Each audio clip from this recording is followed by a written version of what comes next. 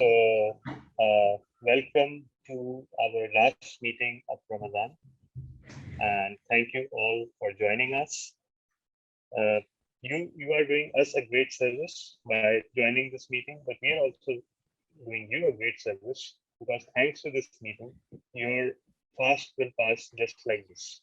So, everyone, most welcome to the meeting. And I would ask our Sergeant Accounts to officially kick off the meeting because last time we did not do this and heard about it from the General Evaluator for about 10 minutes. So no chances this time. Over to you, Toastmaster Ali Salam. Thank you so much, distinguished Toastmaster Talabin Ahmed. I, Toastmaster Ali Ranjan, the Sergeant at Arms of Karachi Toastmasters Club, welcome you all in another exciting meeting of Karachi Toastmaster Club. Today is probably the last meeting of the Ramzan, and with lots of energy, zeal, and the enthusiasm, we all are gathered in the virtual meeting and pass our time with ease. So without further ado, I would like to invite again the presiding officer, the acting president, and distinguished Toastmaster Talabin. Over to you, Toastmaster. Thank you so much, Sergeant Accounts. And as explained, our president will not be joining today, so I am the acting president, and I will try to act like one to the best of my abilities. So, Toastmasters International, okay, we can skip that part because everybody who's here is a member, so they know about Toastmasters International. If you still don't know what Toastmasters is, that is your problem, not mine. Okay, moving on. Okay, we have one guest who just joined us. Okay, we will come to you in a little bit. So let's just conduct the business session quickly before moving on. First of all, you must have seen on the WhatsApp group about the elections. The date for XCOM nomination is being moved to the next meeting to give members for time to consider the benefit of trying to be leadership pools and send requests. So everyone who's interested in an executive committee position for the next year, please send in your nominations to Toastmaster Hinali. He has already provided the email addresses and everything, but I will try to also float the message at the end of this meeting. Also, we had a meeting last week as well, and the best part about that meeting was that we completed 5 education awards in a single meeting. That must be a record. And just a short, just a second, yeah. And the winners from those meetings were Best Speaker, both Popular and Critics' Choice Award was won by Toastmaster Kareem Meghani. Best Table Topic Speaker Award was won by Litian Charuk. Best Facilitator Award was won by Toastmaster Mohammad Talha. And Best Evaluator Award was won by Toastmaster Ghulam Qadir. And Best Pick 4 Award was won by Toastmaster Latif Mansoor Ali. So there is nothing else to report at this point with them in respect of any decisions taken by the XCOM or any business conducted. So we'll move on to the meeting. And before we move on to the meeting, I'd like our guest, Waheed Akhtar, to introduce themselves.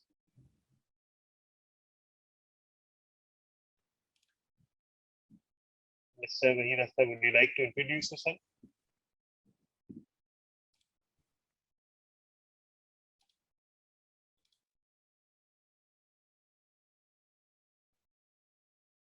Okay, no worries. We can come back to you later. Okay, we have another guest with us, who is Toastmaster Umar Farooq Awan, all the way from Bahrain, if I'm not wrong. Toastmaster Umar, a country bordering Bahrain, Saudi Arabia. Okay, all the way from Saudi Arabia. Yeah. So please introduce yourself. Yes, I am Toastmaster Omar Farooq Awan, President of Horizon Toastmasters Club, working as a senior intern auditor for past 8 years in Renault Automobiles, and I am also the area director elect for program year 2020-21 for Area 31. So it's great to be part of this meeting. Thank you. Okay, that's great. That's great, and congratulations on your new leadership role. I'm sure you will do as great a job as you did as president.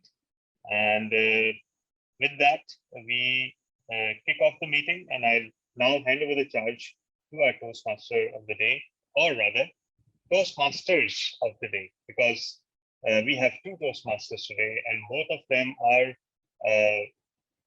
brilliant speakers. I know I have seen them speak. One is our very own Toastmaster, Mariam Arif. Again, if you need to know who Mariam Arif is, that is your problem, not mine. And our second, we are honored to have all the way from Lahore, Century Paper Toastmasters Club, Toastmaster Sabi Tariq, who will be sharing the Toastmaster of the Day duties with Toastmaster Mariam Arif. And so I hand over the charge to both of these distinguished individuals. Over to you, Toastmasters of the Day. Thank you so much, distinguished Toastmaster Talha, and good afternoon to all the fellow Toastmasters and our guests from the Horizon Club. I'm not aware of the time zone, so whatever it is. Thank you so much, everyone, for joining the meeting today. It's a Sunday, it's 12, and it's afternoon, and we're all probably fasting, and it does get it difficult to attend meetings, but I'm thankful to you, and this just shows how we are all very dedicated and you're always ready to learn and serve the community whenever we can. So thank you so much for joining us. We all know that Ramadan is about to end, and as previously mentioned by the other two Toastmasters, is that this is probably the last Sunday meeting we have, because we usually have our meetings on Wednesday. So then we'll have to switch to the Wednesday meetings. And this meeting is also a bit different since we have two Toastmasters of the day, which I haven't seen in any happen in any of the meetings. So we'll try to combine our energy and bring the best to the table. So moving on towards the theme of the day, that is, it is a time to rejoice. And I think that it is a time to rejoice. How I take this theme is as that since Ramadan is ending and Eid is just around the corner, and Eid is a festival that Muslims celebrate all over the world together. So I feel that I am experiencing a mix of emotion, because I am sad at one point that this holy month is ending, but I'm also happy to see that I'll get a chance to celebrate Eid with my family and friends and relatives. So I have this mix of emotions that I wanted to share with all my fellow Toastmasters and guests in this meeting. And I'd ask Toastmaster Sabi what he thinks about the meeting theme. Thank you so much. Yeah, obviously, we are facing a hard time as living things, as living beings, and we need a break from this global impact. Obviously, COVID-19 has changed a lot of our way of living, interacting, as well as socializing. And I just pray that it is over sooner, and so we can all have physical meetings, and there's no distancing there. Of course, the Eid occasion is a time to enjoy, and now it is here more than ever. So yeah, it's a time to rejoice. Okay, moving on to today's session. As we know that like all the meetings, we all have three main events today. The first one is table topic session. The second will be prepared speeches, and the third will be the general evaluation or the evaluation session. As Toastmaster of the Day, I'll be assisted by many facilitators who I like to call as the unsung cavalry, because these are the Toastmasters that have to be vigilant every single second of the meeting. So the first one, without any further ado, will be the Grammarian, and this role will be performed by TM Hiba Reis Khan. Thank you for doing this role. I would like to call you to please unmute yourself and tell us about this role. Okay, thank you, Master of the Day. as the grammarian, I would be making note of all the incorrect usages of words incorrect usages of words and grammar spoken by the speaker during the prepared speeches and the table topic sessions. And at the end of the session, I would be, highlighting those incorrect phrases and incorrect words or grammatical mistakes spoken by the speaker without their names. That's about it. Thank you, Toastmaster Hiba, for explaining your role. The next role is of the timer that will be played by Toastmaster Azhar Khan. Toastmaster, can you please explain your role? Hello everyone, I hope you're doing well. Today my role is timer and I will note all speakers' time. First, I show the one card green, and second and third color is a yellow and red. And end of the meeting, I submit my all report to my president of the meetings. Over to Toastmasters. Thank you so much. The next role is the role of technical host, which I believe will be performed by two Toastmasters. The first one, TM Ali Asher, and the second, the famous DTM Talha bin Hamid, who is doing, I think, all the roles. Please tell us about this role. Okay, so we will be hosting the meeting, and the biggest joy from this role comes from being able to kick people out.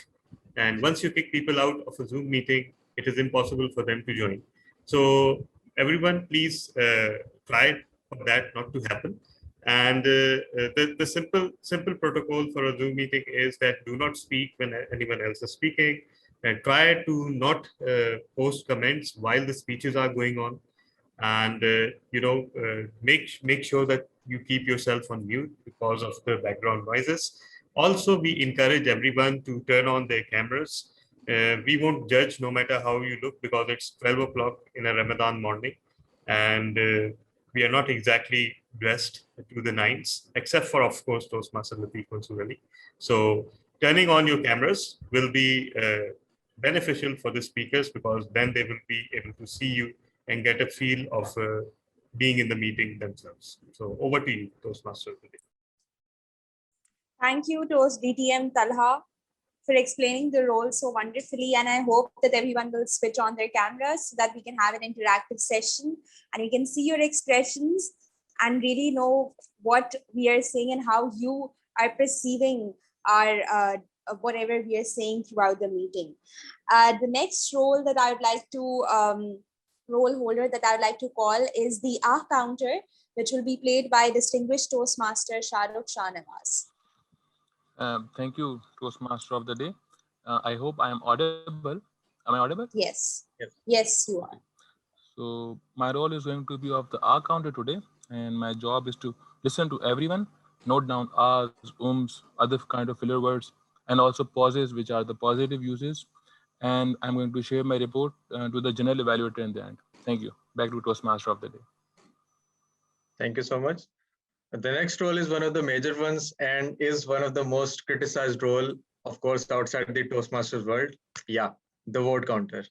And this role will be performed again by DTM Talha bin Hamid. Respected sir, please tell us what you will be doing in this. Okay, so the vote counter basically counts the votes, and at 4 times during the meeting, all of you will be asked to vote. One will be best speaker, best table topic speaker, best evaluator, and best pick 4. You'll be seeing a digital poll, which will be a Zoom poll. In the case that breaks down, you'll be seeing a Google poll. And as the vote counter, I'll just be in charge of counting the votes and announcing the results, and not voting myself, unless, of course, there's a tie, in which case I'll need to break the tie. So once again, over to you.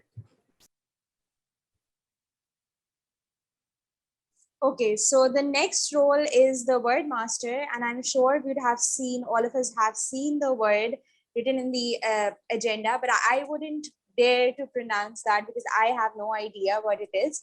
But again, the same person, multitasking, juggling with a lot of tasks and doing so many roles, distinguished Toastmaster Talha, please introduce the word of the day as well. Yes, thank you so much. Let me just locate the correct window. Yeah, there it is. So I'll just display the word. It's not a word actually. Since nobody took up word of the day, I decided to take revenge on the club. And this is my revenge. The word of the day is c'est la vie. It's a French phrase and it means it is what it is. You can't help it. It is life. It's an expression of resignation to the reality. So you're all welcome and encouraged to use the phrase of the day, which is c'est la vie. Over to you. My duty will be to count how many times all of you use it and then report at the end of the meeting. Over to you. Thank you so much. Well, the next role is my favorite, and because I always have trouble paying attention in classes and meetings, so I take up this role just to force myself to be more attentive throughout the meeting, the listener. Toastmaster Kareem Maghani, he'll be doing this role. Please share us a few lines about this role. C'est la vie. This is my life, that I will be a listener for the third time. Dear Toastmaster of the day, today I will be the listener. I'll be checking all the speeches. I'll be listening very carefully, all your words, what your sentences, and I will note it down. And in the end of the meeting, I will give my summary. And I will see that, how many of you are attentive to all the speeches. Being attentive means that, you are respecting the other speakers. Whoever is speaking, we want to feel, let them respected that we are listening to them. They are important. Thank you. Thank you so much, Toastmaster Kareem. And now moving on towards the last facilitator amongst the role of facilitators, and that is my favorite role because that person makes us laugh, and that is none other than the joke master. And we have a very popular joke master within the club who regularly plays this role and does not come up with just one joke, but multiple jokes all at the same time. And that is Toastmaster Hiba Rais Khan. Thank you, Toastmaster of the day. Okay, my dad's addicted to buying ladders. My dad's addicted to buying ladders. He uses them just to get high. What kind of streets do ghosts haunt? What kind of streets do ghosts haunt? Dead ends. What did one plate say to another? What did one plate say to another? Tonight, dinner's on me. The other day, my wife asked me to pass her lipstick, but I accidentally passed her a glue stick. She isn't talking to me till yet. Older people shouldn't eat healthy food. They need all the preservatives they can get. Why do skunks love Valentine's Day? Because they are sentimental. A man tells his doctor, "Doc, help me, I'm addicted to Twitter." The doc replies, "Sorry, I don't follow you." Did you hear about the man who got hit by the same bicycle every morning? He was stuck in a vicious cycle. The last one, heard about the new restaurant called Karma? There is no menu. You get what you deserve. Thank you. C'est la vie. Thank you so much, PM Hiba Rais Khan, for making us laugh. Okay, starting the first session, which is the table topic session, and this session will be done by TM Wajahatul Haq. I'd like to invite TM Wajahatul Haq to please start the table topic session. Am I audible? Yes, you are. Thank you very much for providing me the opportunity. I would like to say some words before starting the session. Since 2019, we have been living in the hue and cry situation. It's a human mentality that a man always think, plan, and act for the better tomorrow. But right now, we are compelled to live within today just because of this pandemic. So it would be a better option that we always find the reason to be happy, to enjoy the small success, to enjoy the small events. And right now we are just living in the last days of Ramzan. So the most auspicious event of Eid is just about to be on our head. So I would like to say something about Eid. Like Eid is related with all ages. Like kids are having the new dresses, they are having more money to spend. And as far as the middle age people are concerned, they are going to meet with multiple friends and family, and even they are going to meet with those friends and family to whom they are out of touch for a long time. And as far as the old age people are concerned, they are they are very happy because they are going to witness the mob of the people within their house, and they are going to enjoy the multiple foods. We must follow SOPs, we must wear masks, we should use hand sanitizers, we should wash our hand, we should keep away with each other, what in any manner, whatever we can we should do. But we must enjoy Eid to just avoid this dilemma. And this is the only way that we just life go on, because this is just like we can say the word c'est la vie. This is the only way to just live the life right now, because we have to live with this virus. So this is the table topic session we are going to start. I'm going to ask some questions to some people, and I am just going to extract the list. Somebody promised me to give the list, but no problem. Yeah, actually, am- yeah, yeah. I just realized it right now. But the general principle is that you can No call problem. a mixture of Toastmasters and guests, and Mhm. try to call people who don't have a speaking role in the agenda. Yeah, That's it. sorry to be. First of all, I would like to ask a guest, which is I think we can start with Miss Vanessa Herrera.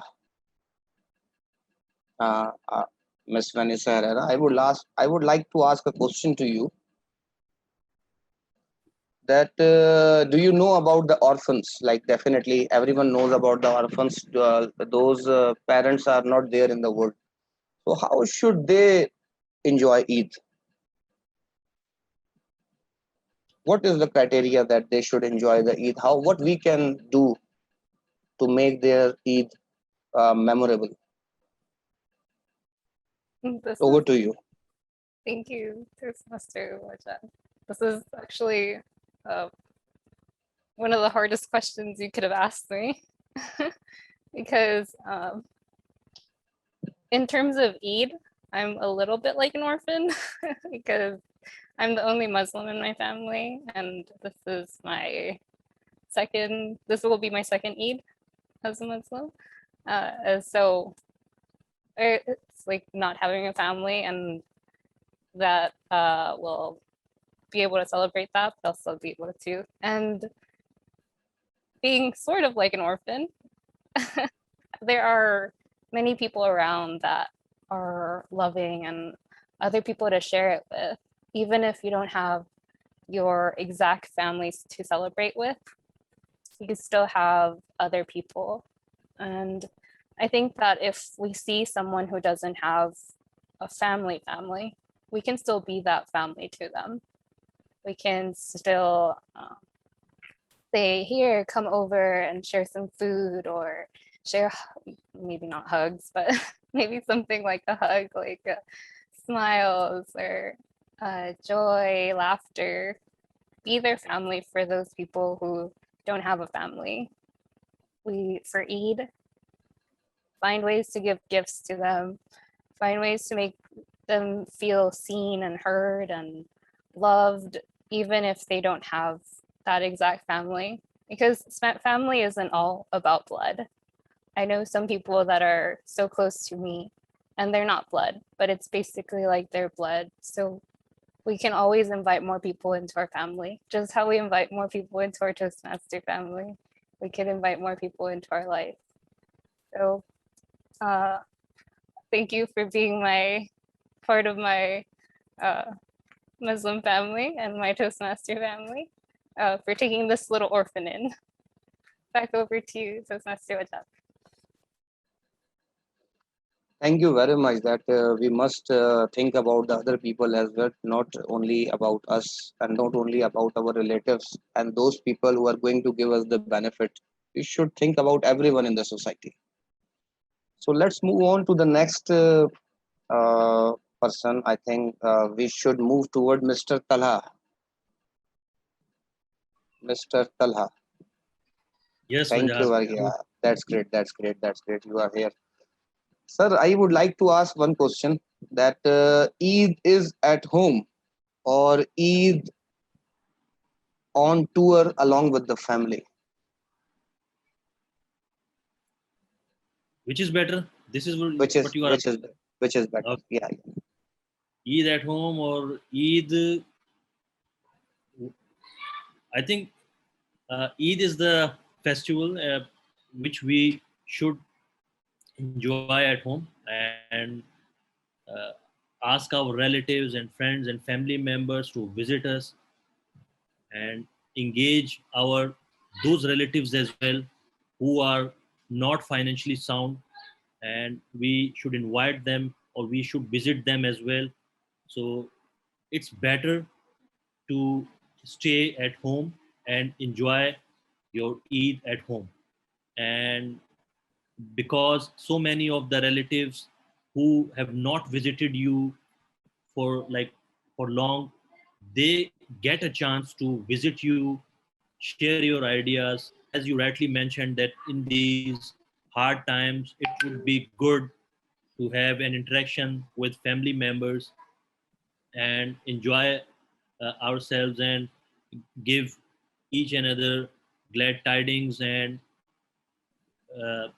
good gestures and prayers and help each other. So I think it would be good to stay at home. Yeah, over to you. Yeah, that's good. We should enjoy the Eid with relatives, but right now most of the 98% Pakistani married person, they have only got one relative home, which is in-laws. So we should choose some more relatives as well. Okay, let's move on towards Ali Ali Hasnan, if he can listen to us. Ali Hasnan.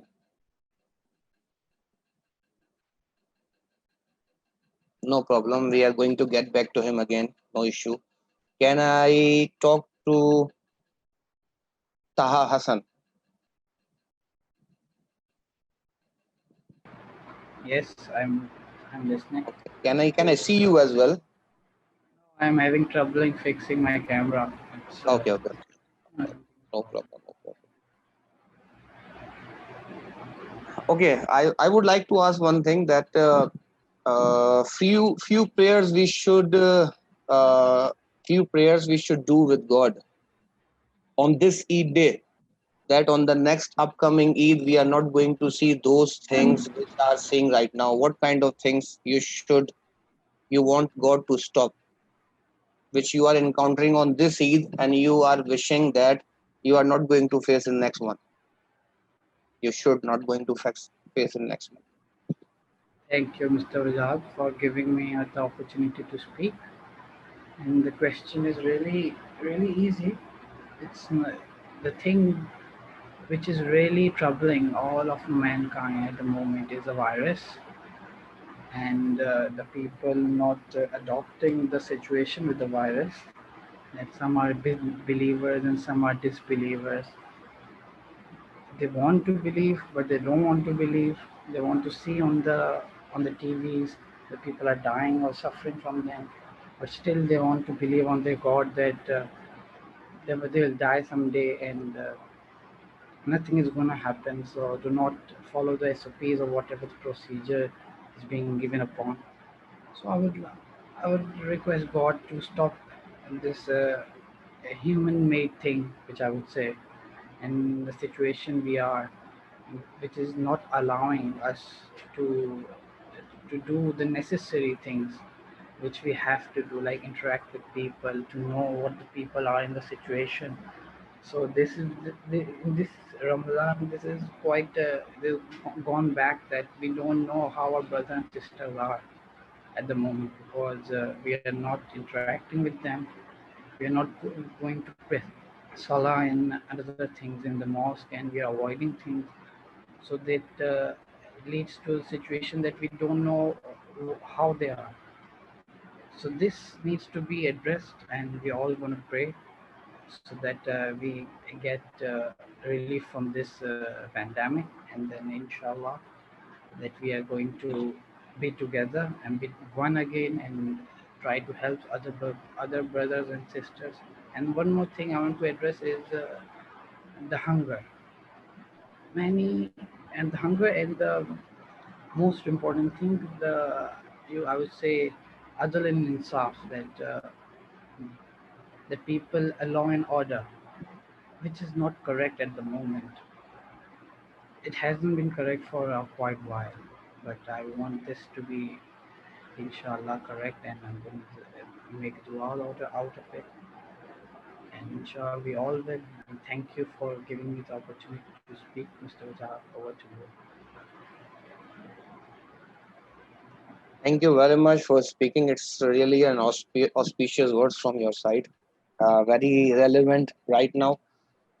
Day before yesterday, I was talking with my wife, and we went to Pakistan tour with my family in 2019, in the early time of 2019. So we are definitely very happy. That was a very strong memory we are having because we don't have to wear masks. We are very free to go here and there. But right now, the life has been restricted. I would like to remind all of you. I'm sorry about that. In the initial stage, I could not be able to remind you. What the word is, c'est la vie, c'est la vie, c'est la vie. So we must have to be very careful to use while we are talking with on the table topic sessions. Okay, can I talk to uh, Mr. Azam Ali?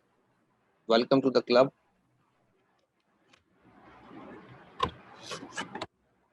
Mr. Azam Ali. Yes, I am here. Okay, can we see you? Difficult right now. Okay, no problem. You seems like an office person, definitely. I would like to ask one question. My question is, on Eid day, an expensive kurta with the khedi or 9 to 10 office shirts, which you can use for the whole year. Okay. Is it? Should I have to choose one out of two? You have to tell us what is better idea, that we should wear expensive kurta, branded kurta, and wear for only one day, or it is better that we plan for the whole year and buy 9 to 10 good expensive shirts, office shirts and pants. Okay. Well, I think both options are good for me, but for this Eid, I'm planning to wear a kurta with the waistcoat and definitely with the sandals. And because it is actually like it's a cultural event, it is not supposed to be an official event. And moreover, we can wear the kurta in the office as well. Usually, most of the people wear kurta shalwar on the Friday and on the other days as well. So it's actually the benefit of the kurta and the shalwar kameez is that it is more comfortable than the office dresses with the two-piece or with the tie. With sometime I feel that whenever I wear the tie, that I've had some breathing problems. So I think it's better to wear kurta, not only on the Eid but also in the office as well. So my choice is that we should use both the dresses throughout the year on every occasions. So both are comfortable, both are actually feasible. But for the Eid, my preference is the shalwar kameez. And thank you, and over to you. Thank you. Right now, I got the permission that I need to announce only 4 names and and tried my best to interact with the 4 people. But still, I am going to give the last call to Mr. Ali Hasnan or Wahid Akhtar. Anyone is available, so we can discuss for 2 minutes. Hello, Assalamu alaikum. Yes, I am Ali here. Ali Hasnan sahab, walaikum salam. How are you? I'm good. How about you all? Yeah, we are fine. We are fine. Okay. From my side, what is more important, food or Eidi?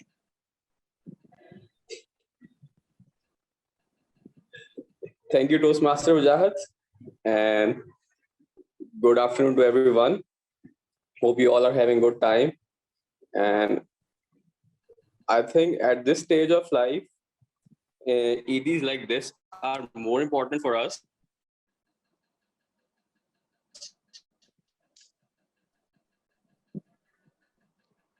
rather than the food. I missed the last table topic call. When it comes to food, I think that is what we have all around the year. And a foodie like me is dining out all around the year, except for the lockdown.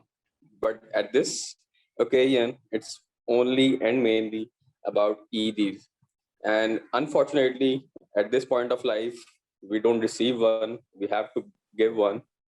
It gets more tough.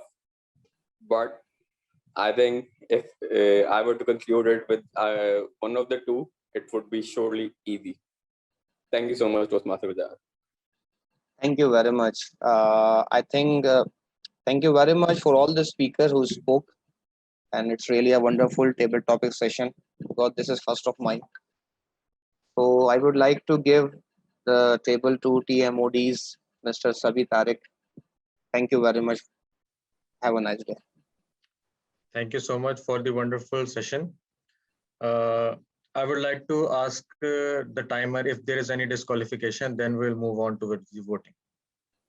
One moment, I'm telling you all time. Vanisa time is 2 minutes 11 seconds. Mohammad Talha 1 minute 20 seconds. Taha Hassan 2 minutes 25 seconds. Azam Ali 1 minute 17 seconds. Ali Hassan is 43 seconds. I think Ali Hassan is disqualified of the session. Over to you, Toastmasters. Now I would like to, everyone to please cast your votes. We'll have 60 seconds for that. Actually, sorry. Ali Babar Hassan spoke for how many seconds? Ali Hassan said 43 seconds, only 3. Minimum 43. 1 minute required. No? Okay. So, okay, fine. I'm floating the poll accordingly.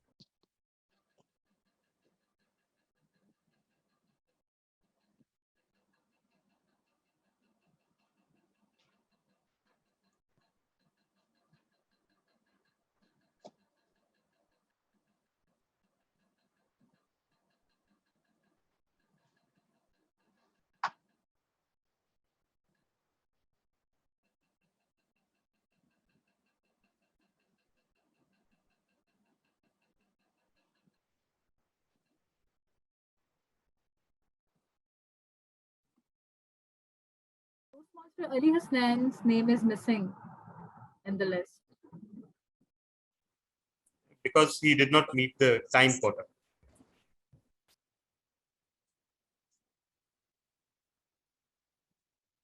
Okay, I believe TMODs, you can move on while the voting continues. No worries.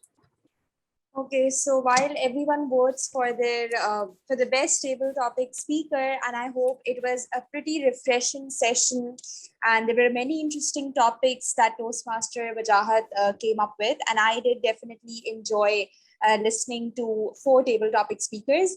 It was a short session, but it was definitely worth it. And so let us now move on towards our next session, that is the prepared speeches session. We altogether have 6 prepared speakers and their evaluators with us today.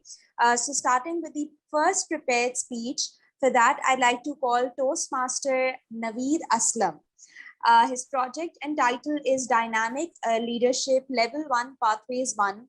It's an icebreaker and the speech is titled as Independence. And he will be evaluated by a very active Toastmaster, a very seasoned Toastmaster who is very regular in our meetings, and that is Toastmaster Latif Mansoor Ali. So Toastmaster Latif, please introduce, please tell us about the project objectives. Thank you, Toastmaster of the Day, TM Mariam. Library, which you can see on the right, is empty. But I am not the book reader. I'm talking about the libraries which we see in our mobiles, the pictures, the videos, what we have captured. And doesn't it tell us everything? And it rejoices our moments. This is the moment of rejoice. This is the moment of Selavi for TM Naveed Aslam.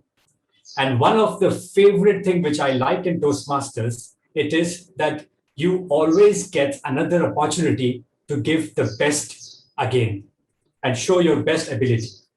So TM Naveed will be delivering his icebreaker of Pathways Dynamic Leadership. Speech length is 4 to 6 minutes. Title of speech is Independence.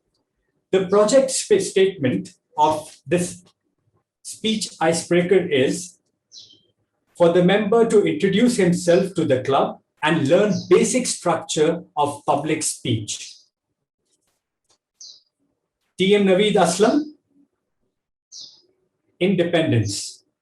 Independence, TM Naveed Aslam. Over to you.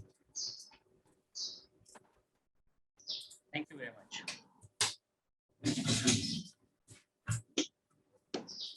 6 months passed by like a flying jet when I first started my Toastmaster journey with KTC. The journey which was started with shaking voice, cold hands, and dry tongue. It has given me immense learning experience, which I decided to do. And here I am in front of all of you. I would like to share my passion for driving and shooting with all of you. I'm a driving enthusiast and I don't let any opportunity go out for exploring new places as long as it involves driving. The independence that you feel behind an agile steering, the power of the vehicle that you feel will never felt you tired. For the first time in 2009, when I experienced this, my daughter was only 2 years old. I drove from Karachi to Islamabad, but it was an amazing experience.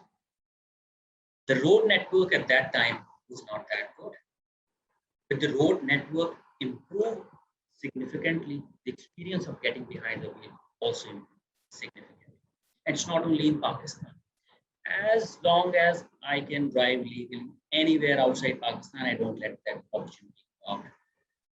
And the country that I enjoyed most is the US. I drove extensively within interstate. I can track back this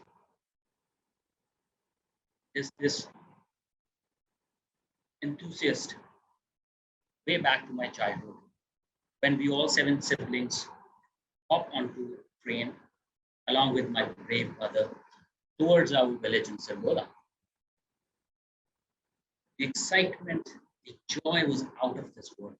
And the moment we reached there, myself and my brother were the notorious one who used to grab the cycle of our uncle and try to explore the nearby villages. We used to go very exotic national spots, lakes, little forest, and we kept our mother worried because we were again out of sight for most of the time. And she always used to tell her, next time I'm not going to bring you because you're going to stay with your mom.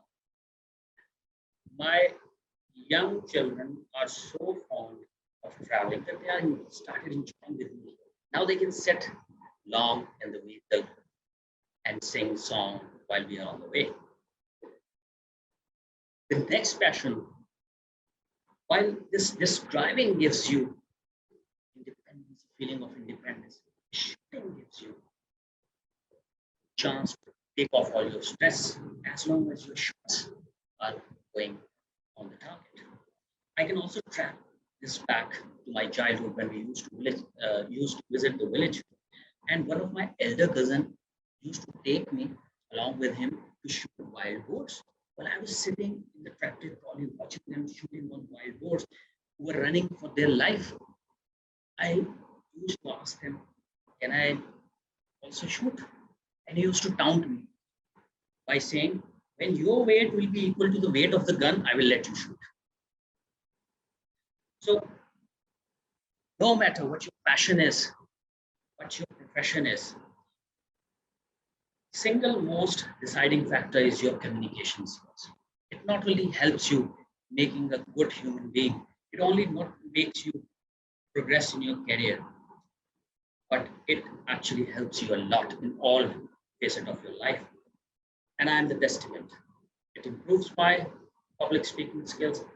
It improves my gestures. It has given me so much confidence in my professional life. The wonderful, friendly people around here who gather weekly for collective learning have already made their mark.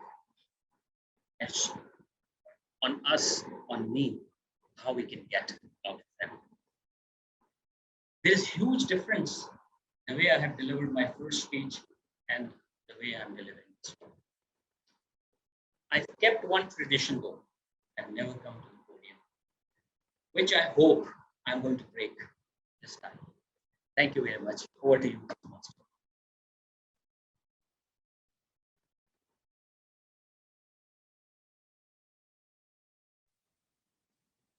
Okay, that was a wonderful speech.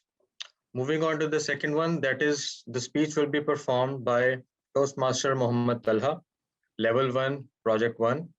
It is actually the icebreaker and it will be evaluated by Toastmaster Muhammad Asghar. I would like to invite Toastmaster Muhammad Akhtar to please tell us about the speech.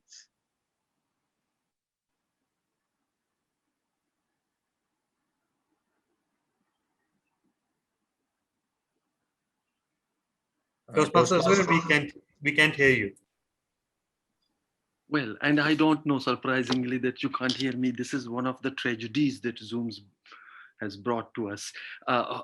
Over here, I am again. Let me repeat it. Our next or second speaker is Muhammad Talha. Muhammad Talha is going to introduce his delivering his icebreaker. As a part of icebreaker, is going to introduce himself to the club, and speaker usually try to learn the broad or basic structure of the speech.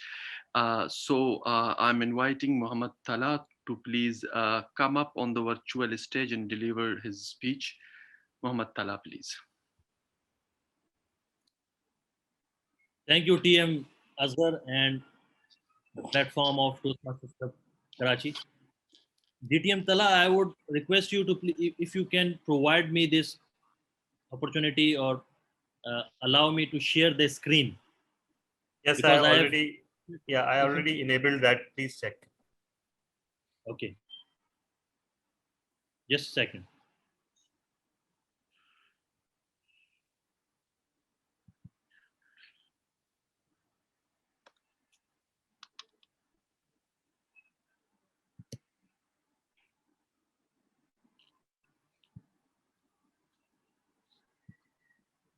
Can you see the screen?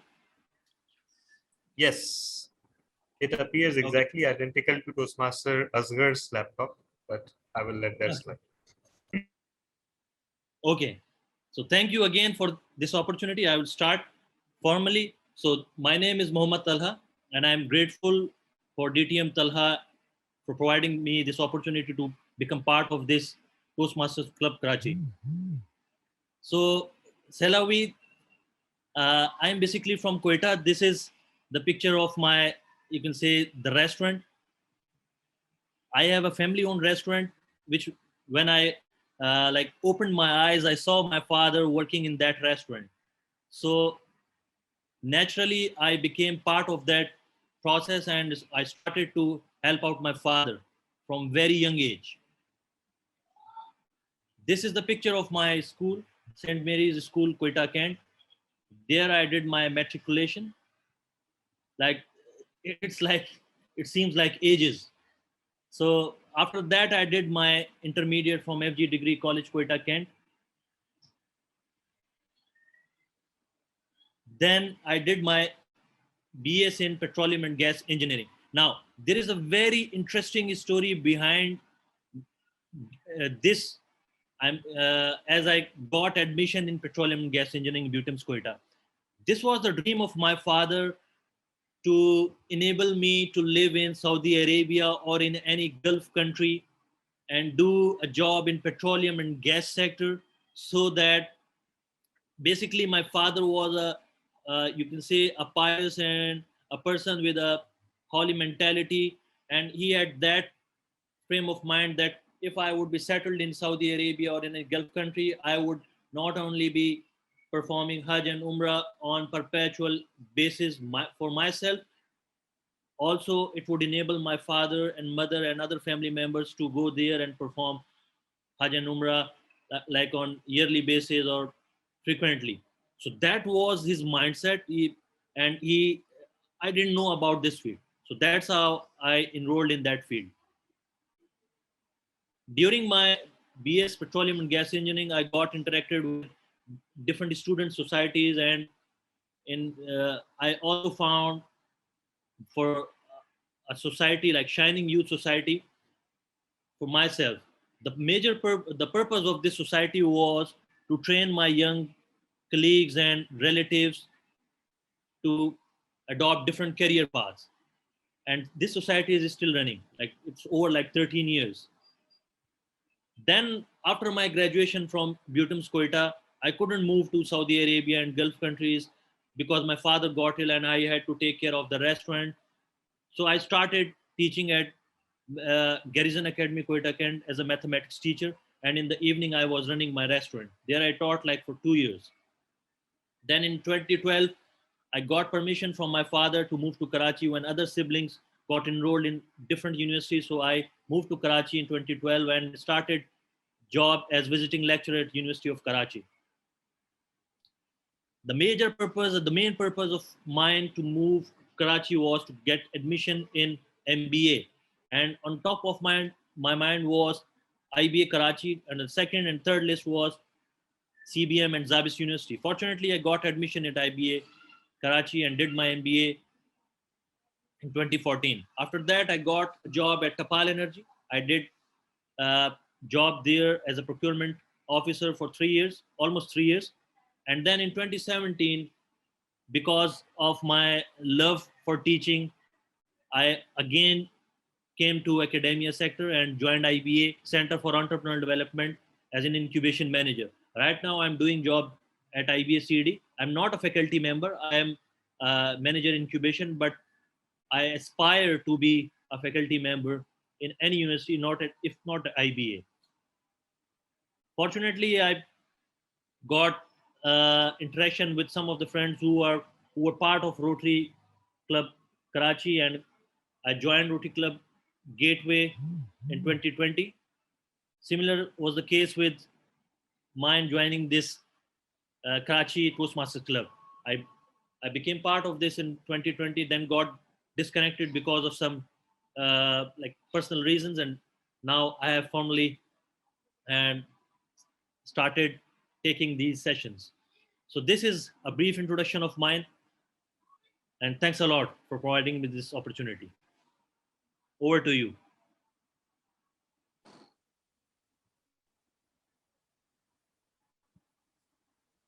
Thank you so much, Toastmaster Mohammed Talha, for this speech and for giving us, sharing this presentation with us and a pictorial representation of all that you were trying to deliver throughout the speech. The next speaker that I would like to call is Toastmaster Ali Ashar Anjum. His project and title is Engaging Humor Level 5 Pathway 1. And it is Deliver Your Message with Humor.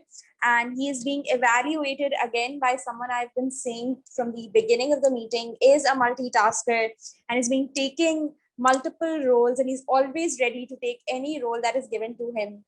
And that is none other than distinguished Toastmaster Talha bin Hamid. So Toastmaster Talha, please introduce the project objectives.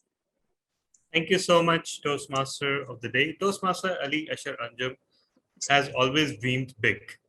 He has never been a minimalist. He has never been anything less than spectacular in any of his speeches. And today he has the chance to take it all the way. Why? Because this will be a humorous keynote. The purpose of this project is for the member to practice developing and presenting a longer humorous speech. The member of completing this project has been working to build the skills necessary to engage an audience with humor for an extended period of time. The member will present an engaging, humorous keynote style speech that also delivers a strong core message.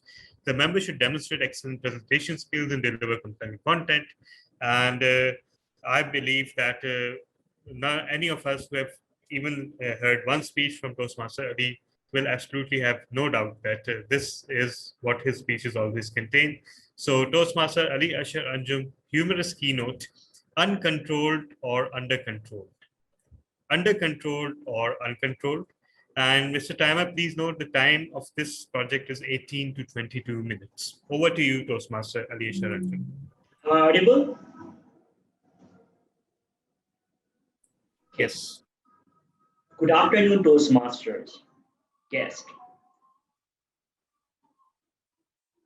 My name is Ali Ashar Anjum, and I am, by profession, a research associate in the Institute for Historical and Social Research.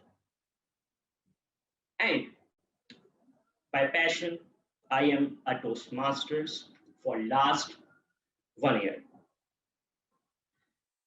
Today, I'm going to discuss a theory, and that is a theory that I built from my own observations and learnings. So first of all, I need your help. And that is, for that, I want your assistance. So please, can you predict my age?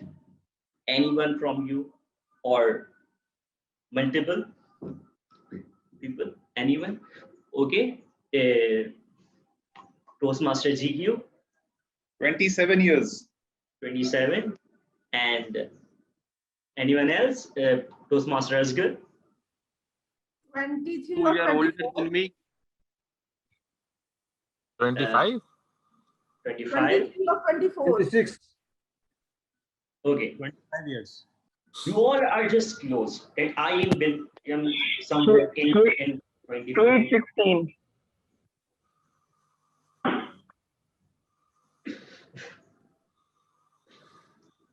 I am. Let's guess it's 30 and take out a mean. Okay. I am going to be of 24 at 14.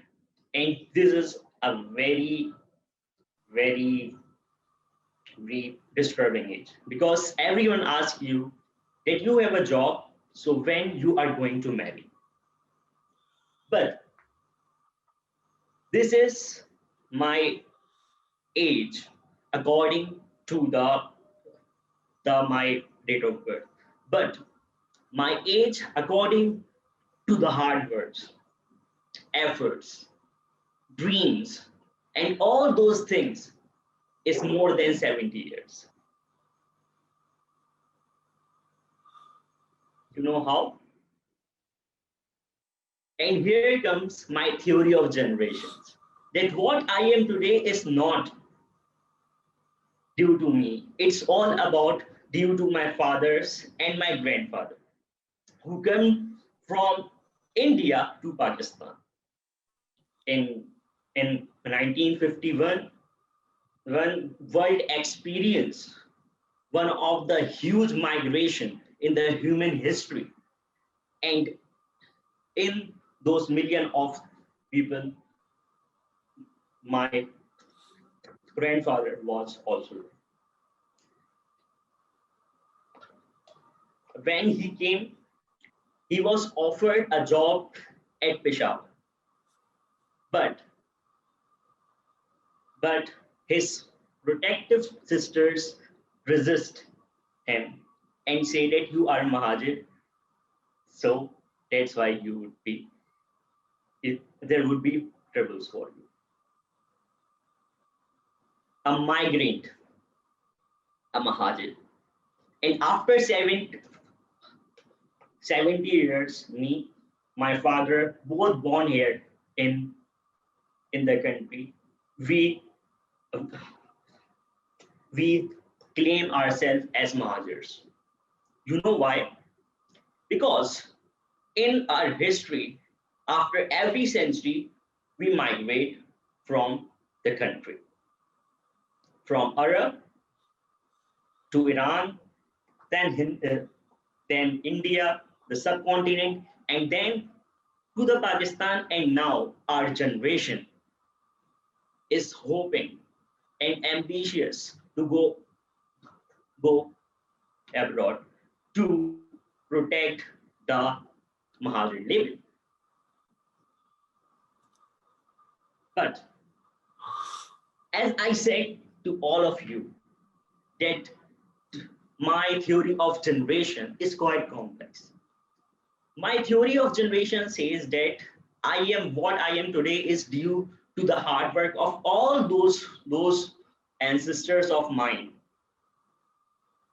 who sacrificed their lives, and then by the virtue of social mobility, I am a privileged enough to have the perk of like education and all those things.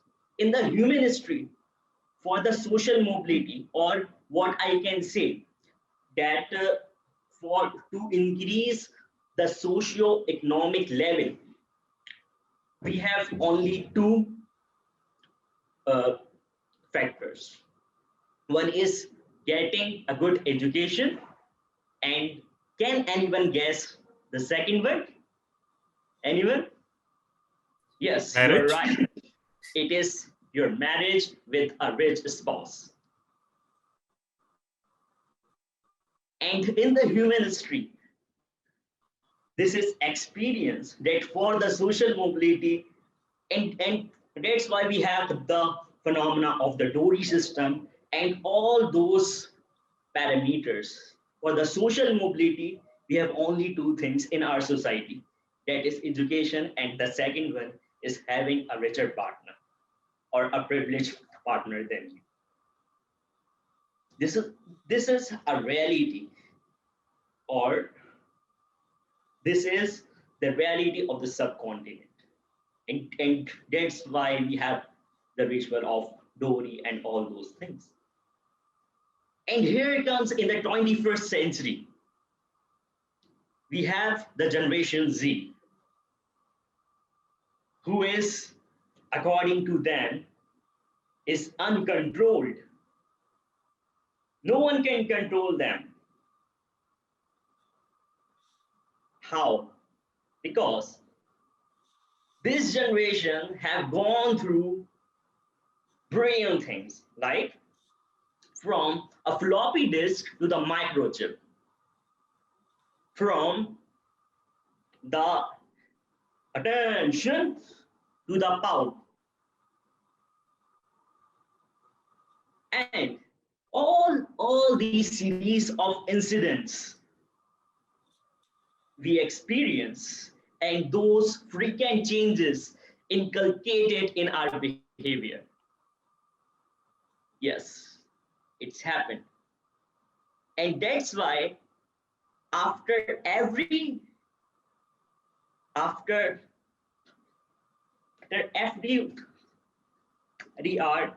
I need a new game in my mobile. For 2 months, I play PUBG, and then I have to move to the Clash of Clans because I am not consistent, or I am uncontrolled. I am not like the other guys who you all spend your lives playing cricket and all those things, building teamwork, strategy making in those playing games. And I am learning strategies by by playing PUBG or the Clash of Clans. And here comes a generation gap. We say that the whole new generation is uncontrolled. But we are under control. We are under control of the technology.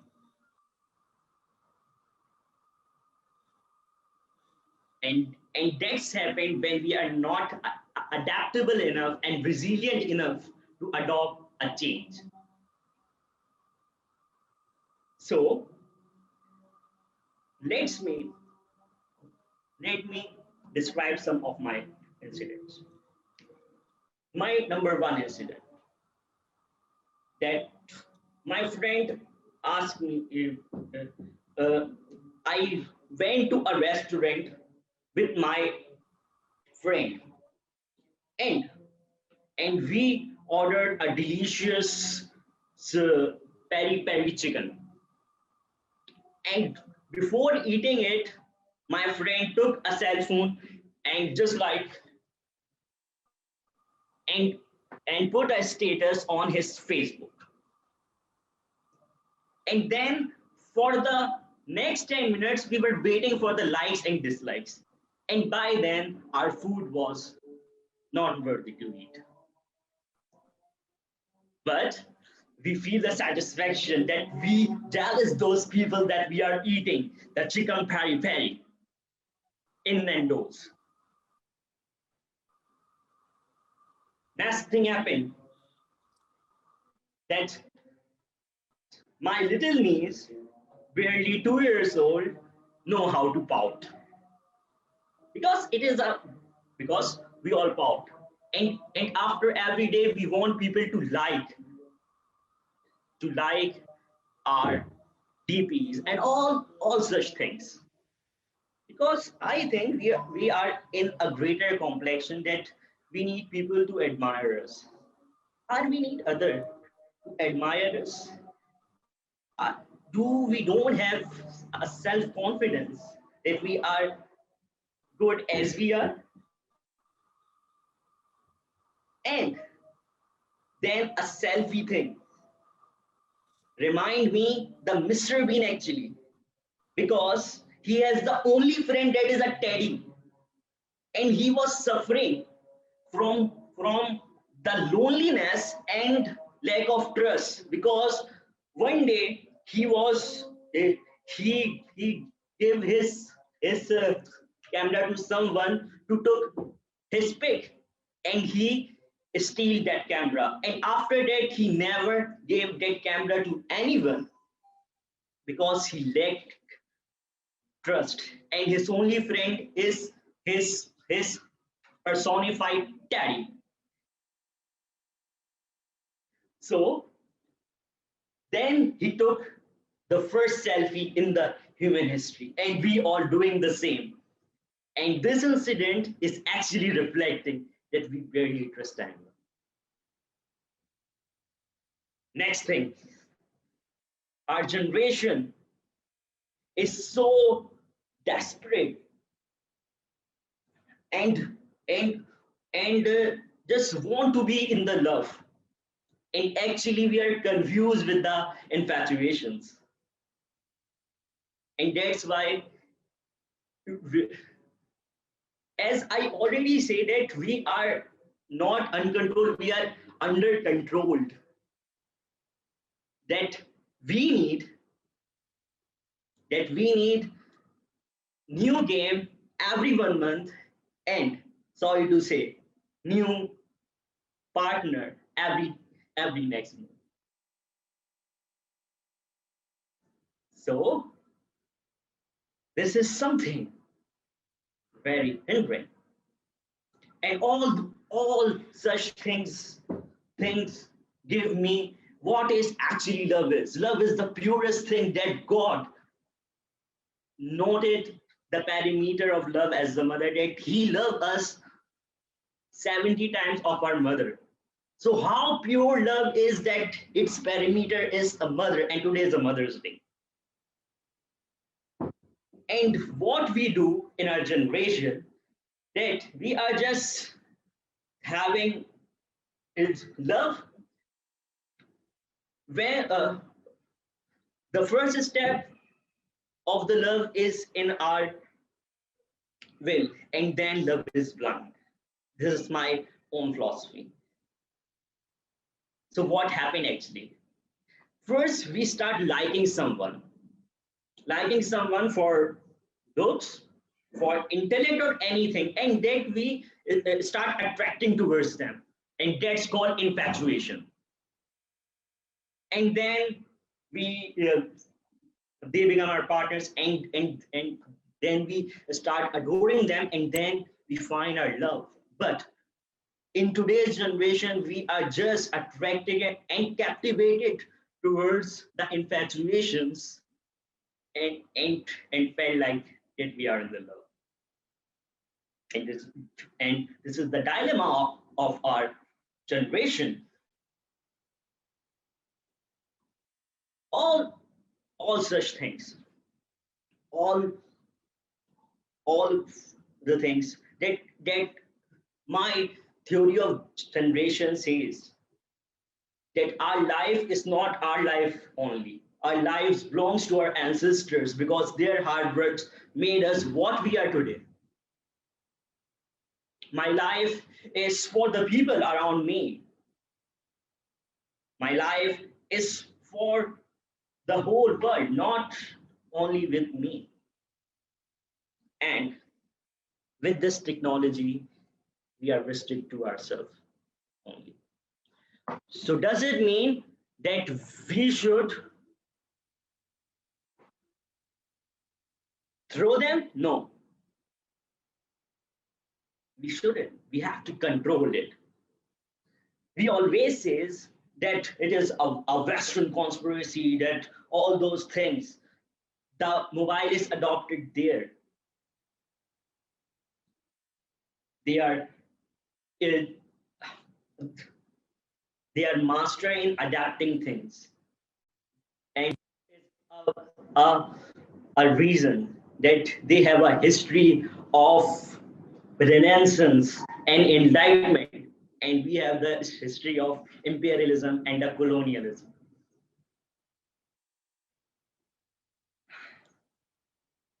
So this mobile smartphone, all over the world, these are not smartphones, these are the ebooks. These are the tutors, these are the all such things. And according to my research on Urdu Bazaar, in 1980s, a single book was published in around 2,000 copies in a single edition, and now there are only 200.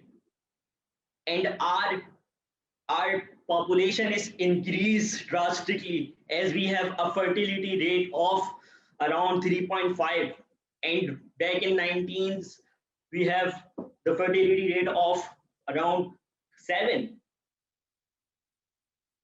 and we are growing in the population, and our intellect is getting decreasing. So, and when I argue with the people that the book publication is decreasing, so people say that actually people switch to the technology and they are using ebooks. So then I googled the most searched things in the Pakistan, and that is not what you are thinking. That is the cricket.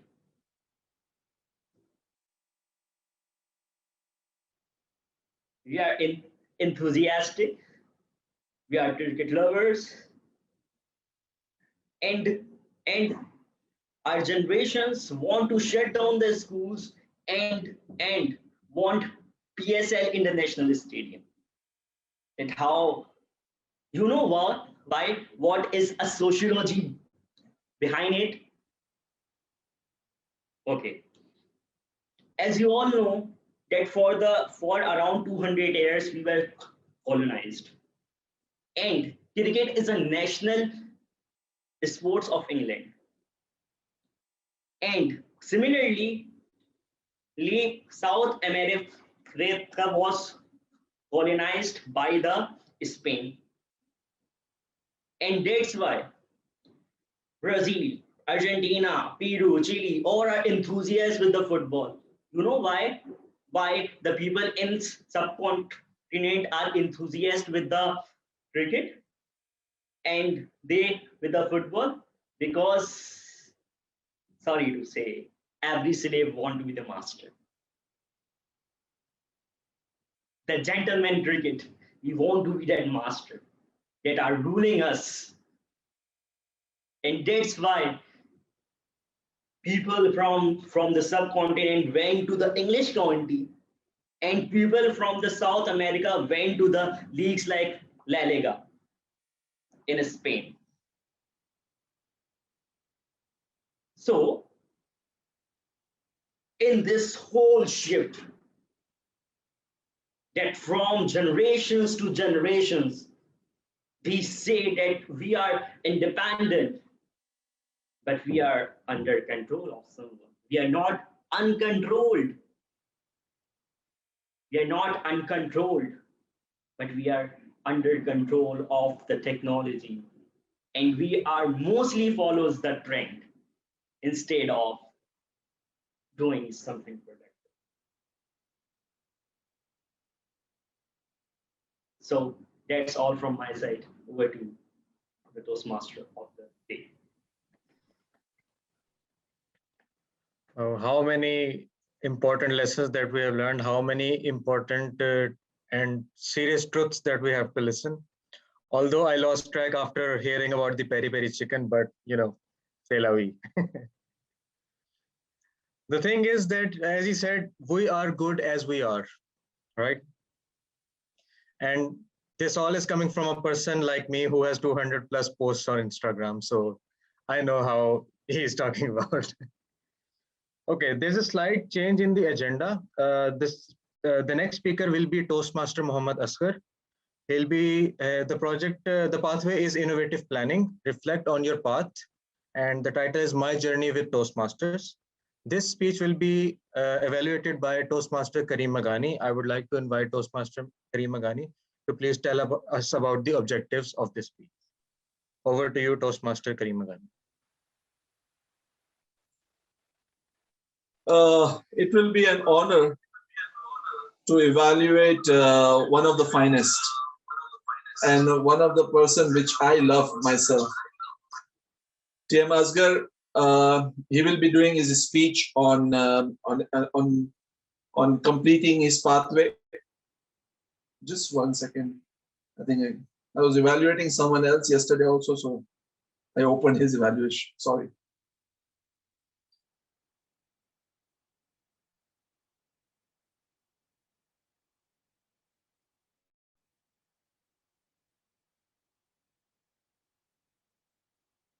Okay, TM Asghar will be doing a summary of his whole pathway. I will be looking in this speech. We are looking for the purpose of this project for member to reflect on his or own growth during the completion of an entire path. And we also wants to know that what he learned and how he grow as a human being from this pathway. Good luck, TM Asghar. Timer, please note the duration for this is 10 to 12 minutes. That will be 10 to 12 minutes. Timer, if you can note it. Yeah.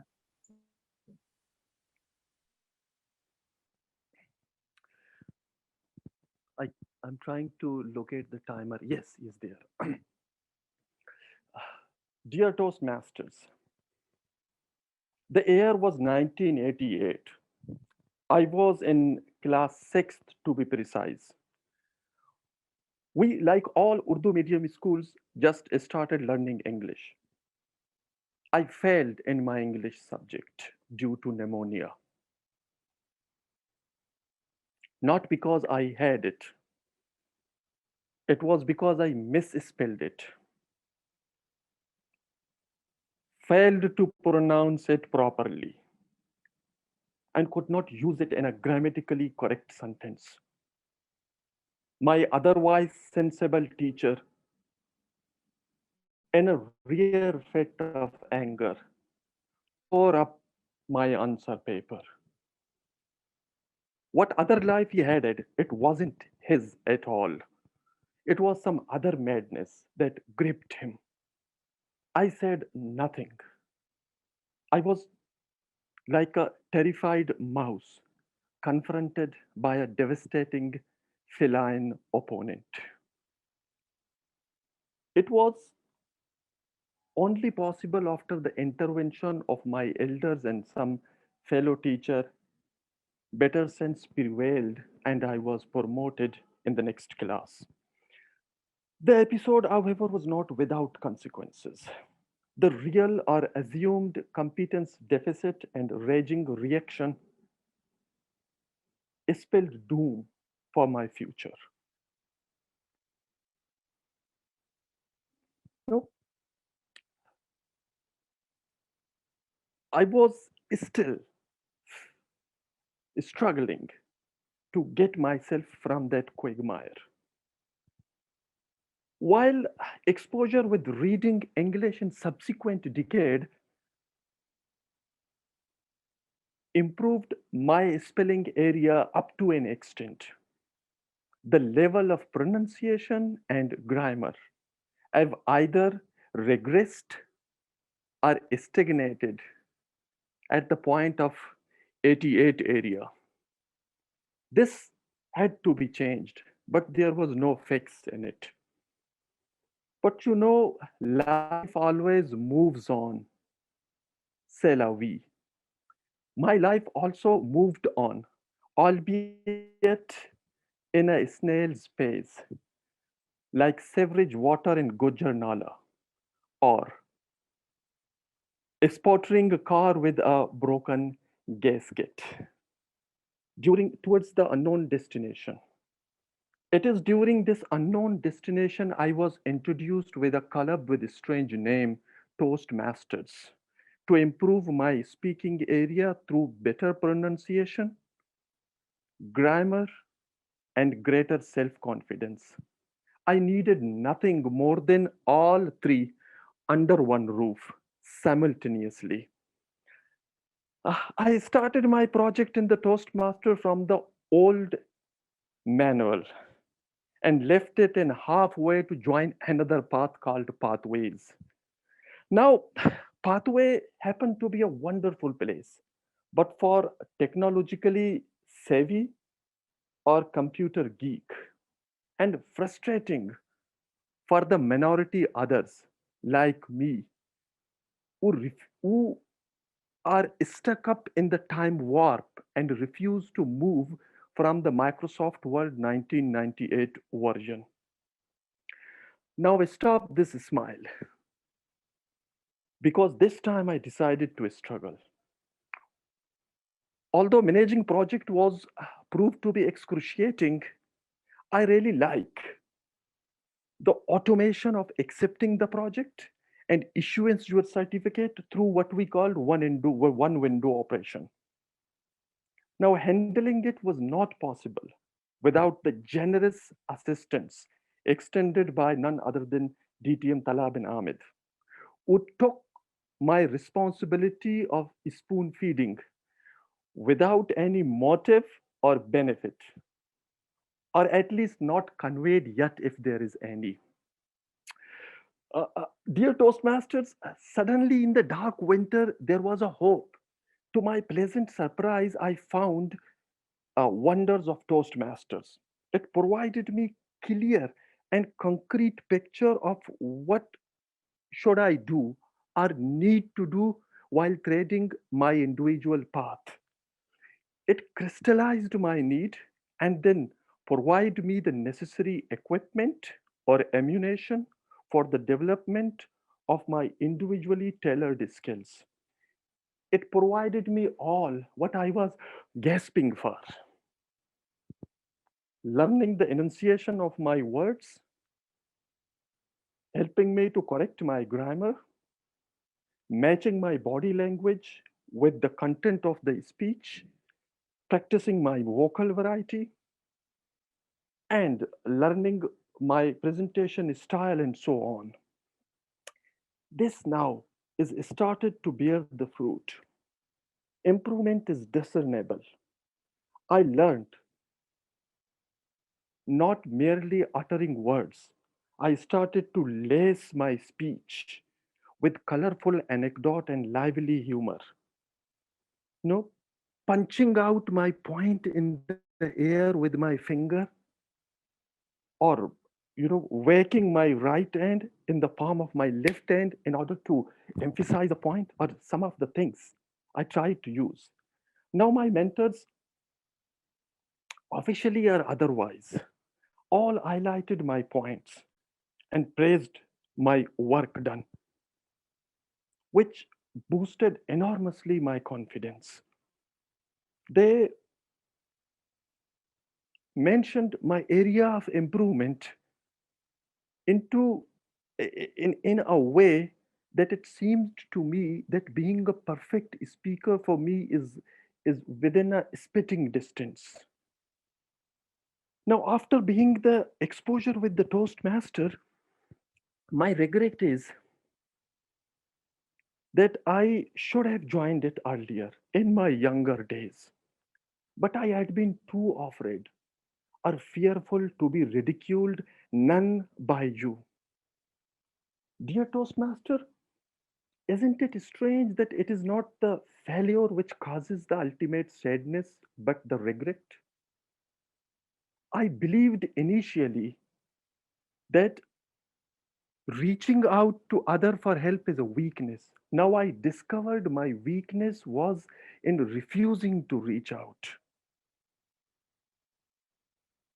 This is something which is constantly, mentioning, striking my mind. Now, it may be too early that currently I'm getting my leadership milestone in my current organization due to Toastmaster. But believe me, it is beginning to look like that. Now, there is a caution, however. We must not be blinded by the light in the end of the tunnel as some of our colleagues were.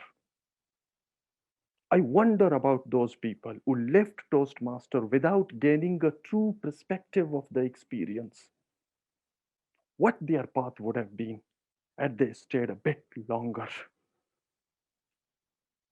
If Toastmaster is a challenge, then we need this kind of challenge. I know there is no easy fix. Surely, we sometimes face fiasco in our way, much like my debacle over pneumonia. But we ultimately get rid of this. Toastmaster for me is finally growing up. Now, after getting a government job, sometime I flash my official status as privilege like peacock tail whenever I visit my hometown. During a recent visit, there was a local function where I delivered an emotional speech employing all techniques and skills from the Pathways toolkit. After the speech, I had a brief encounter with my school English teacher. He was retired and hence a spent force. He approached me like a terrified mouse and said, Asghar Saib, if my son grows up, I want him to be like you, Toastmaster of the day.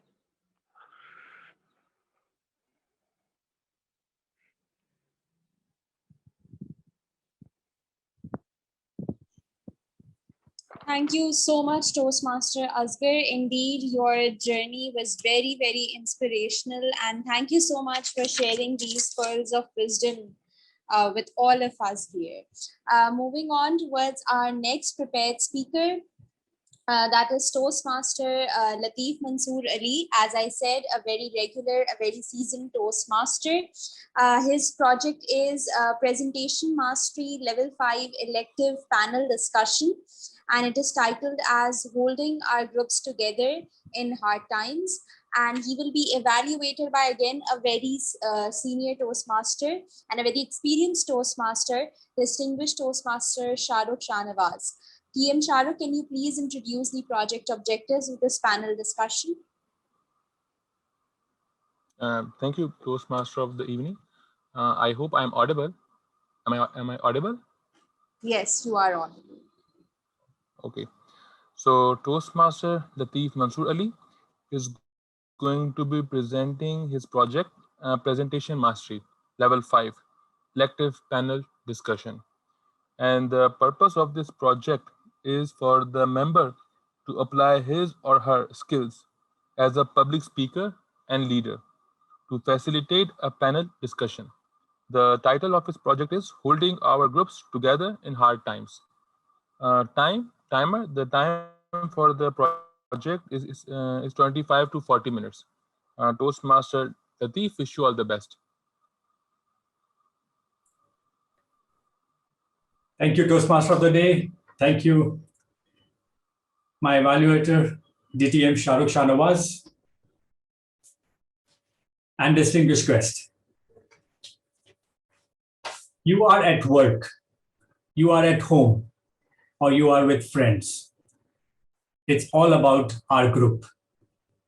It's all about holding hand in hand when we are having a difficult time. To enjoy the moment, live our life to the fullest, to be who we are. Today's panel discussion is all about holding hands, holding our group together in hard times. Now, what I mean with this is, when we work in our groups, it's our personal frustrations with the situations we are up against. It can manifest as dissatisfaction with the group itself. Now, we can attempt to work together with our feelings, but indirect ways with the people who are also having the similar unsatisfactions or frustrations around. There can be a group which can be struggling, and there will be many people who will disagree with us, and it might be annoying and messy. But our work is collective project. We need to find ways how to work together, even when it feels messy and annoying. So today's my panel discussion is with great panelists, and let me introduce to you. Firstly, we'll go with the young. It's a very young youth icon of Karachi Toastmasters, TM Taha Hassan. A small introduction of him.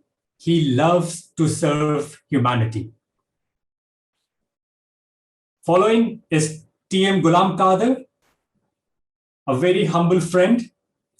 He is a senior banker. And what I notice, he as always has an eye for the willingness of betterment of our youth. TM Karim Meghani, who is by profession, he is an executive officer for a community organization. And his work is to improve the quality of life of the community members in regards to health, economic opportunities, quality housing, anything, and he's there. Last but not the least, very new friend of mine, TM Naveed Aslam. He is an accountant by education and a banker by profession, likes to read books related to personal improvement, and has good knowledge about emotional intelligences. A very good team which I have right now. First, I would like to start with TM Karim Meghani. Karim, what is your opinion with regards to holding our groups together in hard times? Thank you, TM Latif, to be part of this wonderful discussion. And for my field also, I think the teamwork is the most important thing. If in my life also and in my field, what I'm passionate about. So holding any group together is always important. I give examples in our teams usually that if we see our body, we are different. And if we see our hands, we have different fingers. Every finger is a different size. But all these sizes, these differences make this hand completely. So when we are talking about teams and when we are talking about any of the works which we are doing in our life is a similar thing. So I would say that, working together, we have challenges, we have issues. Some fingers are small, some fingers are tall, but we have to work together. Over to you. Great thought. A hand together is more powerful than separate fingers. Yes, agree. TM Ghulam Qadir, can you share your opinion about this?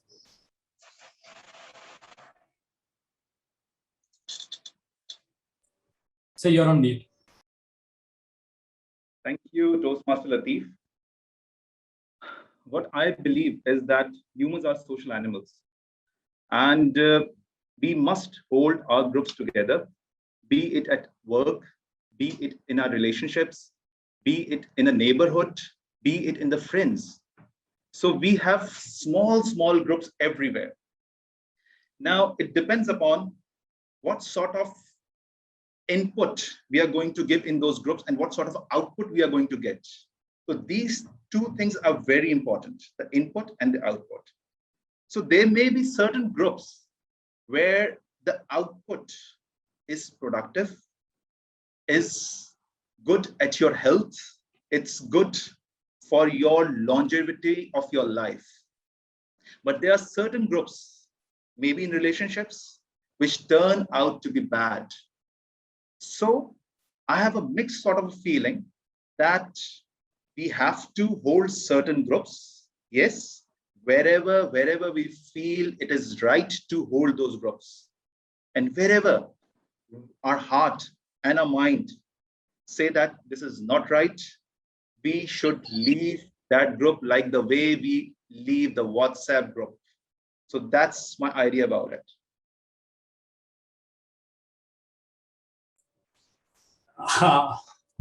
When you said this, that it is so easy to leave, I'm really not sure about it, because there might be some people who might be looking forward for you to come forward and help us. So may I ask TM Naveed if you can join and combine some of your opinion, and as TM Ghulam Qadir has given some remarks about the different kind of input and outputs. Yeah, thank you very much, TM Latif, for inviting. There are two thoughts as usual. So fist is powerful than individual fingers, and there are conflicts when you think that it's better to go alone. But I would like to start with an African proverb. If you want to go fast, go alone. But if you want to go far, go together. It's not always easy to bring in social changes if there are groups which are not within your office, but outside, because you don't pay them. There are different thoughts and different techniques in holding those groups outside the work and within the work. Outside the work environment, the most peculiar thing is respect.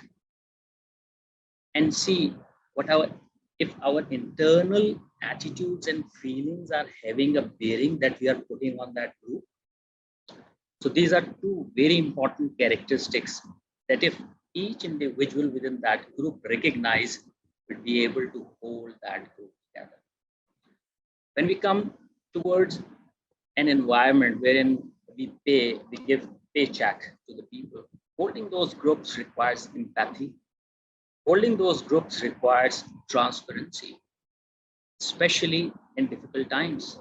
Like, who would have thought that in an environment which is COVID, which is like going on from last 1 year, you'd be working from home without seeing our boss, or if the boss has ever thought that there is no team sitting there in front of him.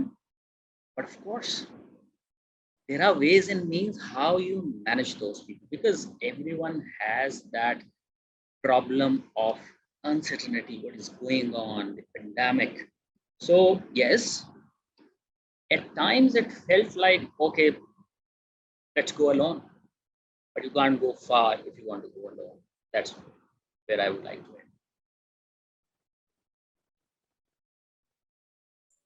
Thank you, TM Navid. TM Taha, you are the youngest in the group, and I really want a really supporting feedback, because when you said that you love to serve the humanity, what is your opinion when it is the time or the goal what we are looking at, or is the group what we are looking at? What is more important for you? Thank you, Toastmaster Latif, to include me in such a panel that we got really good opinions. I want to explain this thing with nature, that everybody has seen this Natural Geographic channel, that there's always a herd of animals. Then a prey comes to attack them. So what do the herd do? The herd try to run away. And there are two, I would say, two kind of animals that are left. What are those? One are the weaks and one are the baby, or you can say infant. So the stronger animal don't leave them. They don't leave them behind. They try to come back and attack. And when they attack the prey, they defend themselves. So in all this picture, you can see I'm taking to the point that whatever the situation is, either it is in favor of you or is it in against of you, you need to be in a team. And us humans are, sadly to say, we are not in a team. Even the animals are better than us. We have our issues, we have our perspectives, and we take it and separate ourselves. And this is not the way. So even democracy says that debate, and after the debate, let's have a cup of tea. It doesn't mean that we'll have a debate and walk out of the house, as you have seen many times. So I'm totally in the favor of a team if we want to grow and if we want to survive in any of the situation. But there's one thing, your alpha or your leader should be able to understand what we are trying to say and how to keep us together. Thank you, Toastmaster Latif. Great, thank you. And this brings me to an interesting point, TM Ghulam Qadir, this is for you actually, because while you were sharing your thoughts, I understand that you really want a group which is going with similar mindset, and the others which whatever they feel they should do whatever they love. Can you justify your opinion when someone is saying, a youth icon is saying that it is all about the group. We have to hold in team to go further. Okay. What I strongly believe is that in this population of 7 billion individuals, there is only one person you can change. That is yourself, right? You cannot change people around you, and you should not even try to change them. So if you are in a group which is heavily bothering you, I agree to some of the thoughts of Toastmaster Taha, that the fittest animal will take everybody along. But how long? How long will that animal bear the burnt of others? So there has to be a line drawn in our relationships, in our team building, in our team management, in our relationship management. Otherwise, if I take the example of organizations, there will not be any rule of terminations. We will never have the rule of terminations, right? So we do keep that if an individual is not getting along with the organization's objective, with the goals, and going haywire, then that individual must be terminated of that group. Similarly, it happens in a relationship as well. We all face sore relationships. There is a law of divorce as well. People get divorced. Let's take the example of Bill Gates and Melinda, recent example. 27 years of marriage, the richest man on earth had to part ways. So that is a strong point that at one point in time, if things do not work out, you cannot hold that group, you cannot hold the individual. Over to you, Toastmaster Latif. TM Ghulam Qadir, actually, now this brings an interesting twist to the discussion, actually. Now, when you say about the divorce, it is about two people thinking about themselves. This is what you said, everyone from themselves. Are we selfish? No. This is what I am trying to put and have considered this as a topic. And when I had all the panelists with me, I always feel that we should have to recognize and understand the bigger systematic conflict we are in. It's not about that only individual who is troubling us, or maybe he's not gelling us with us. It is nice to be a little on the minus side, or let us invite TM Naveed. TM Naveed, please, if you can share some of your thoughts, because I know you have that personal upbringings of the ability. Please. An important point that I want to make is, the example that TM Ghulam Qadir has given actually is between a husband and wife. While we come through, while we look at from a different dimension, or look at a group, a social group, which is basically slightly a different one. And when we see the reason of why at the first place those conflicts arise, there are two main reasons: personal frustrations or individual biases. Let's take an example of a protest group who want to go out for their rights. It might not be possible to get the rights. You go there, you have that protest, and next day everything will be hunky-dory and you get what you want. So what is the motivation? You always look at the big picture. A single person cannot stand in front of any club or any court or any parliament and get what they want. So the power lies between those people. Might have different political affiliations, those people might have different education, those people might have different thoughts, but the underlying cause is one. So that underlying cause, if not met, might result in some dissatisfaction to the people who are not that thirsty and might want to leave the group. So that's the time wherein you play your part. That's the point. You have to show the big picture, and that's the point wherein you bring in a lot of things, which is called empathy, which is called transparency, which is called integrity, which is called openness, and which is without hurting the sensitivities of the individual member. Just look at the big picture and focus, hit, and bring in the required social change. So that's my way of looking at when you want to bring in, because bringing in a social change is far more difficult than baking a cake. I agree with TM Naveed. Actually, yes, we have to be in a group for collective objectives, and one person cannot be heard if others are silent or quiet. Do we agree, as of what I understand, the path for meaningful social change is seldom easy, and most of the time it is difficult? I understand that. Now, what steps we can take?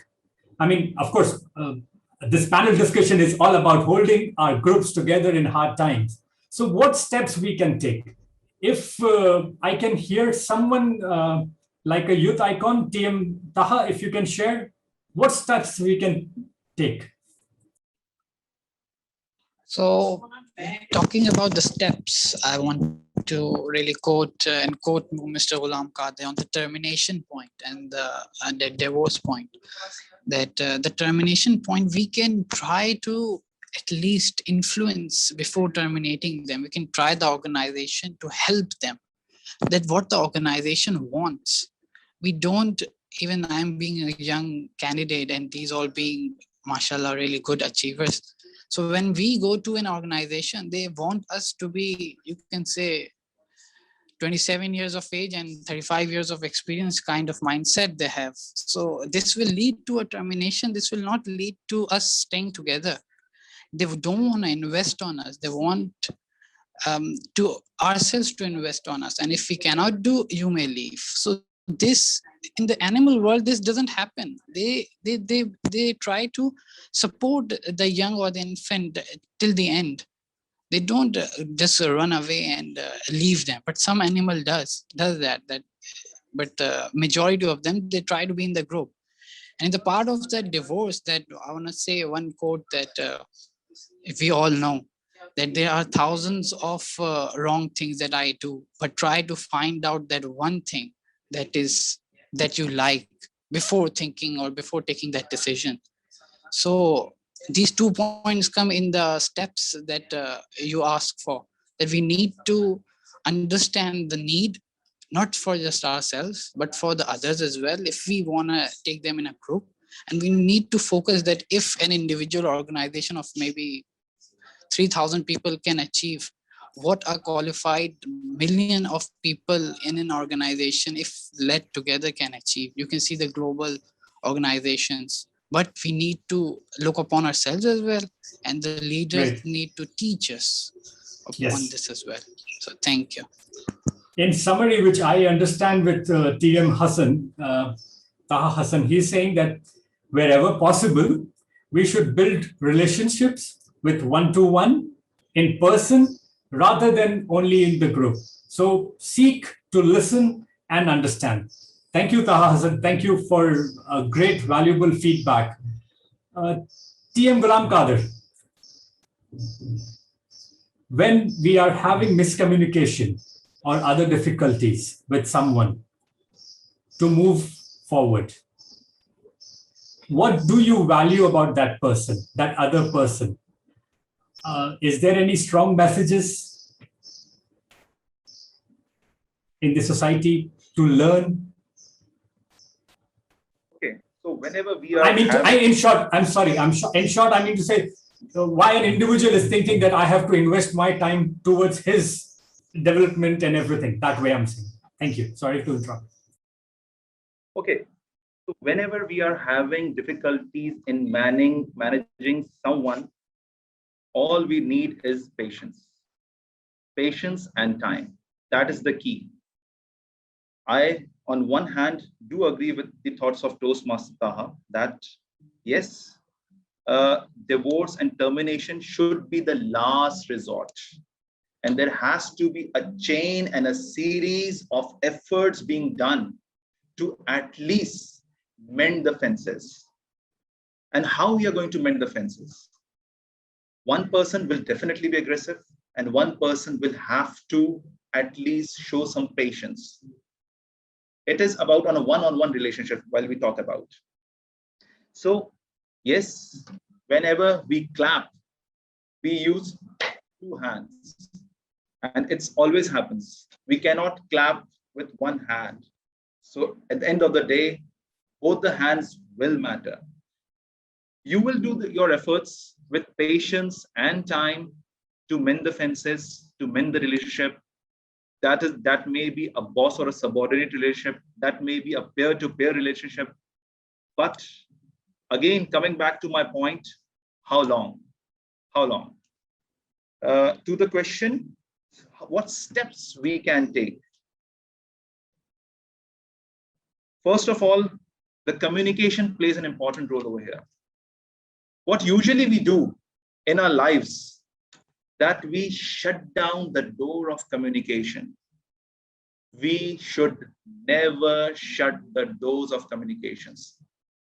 Whether it is a verbal, whether it's a non-verbal, whether you call up that individual, whether send an email, keep the doors of communication open and keep trying to mend the fences. Patience and time will definitely help us out in managing this. But again, coming to my point, there has to be a line has to be drawn somewhere. Over to you, Toastmaster Latif.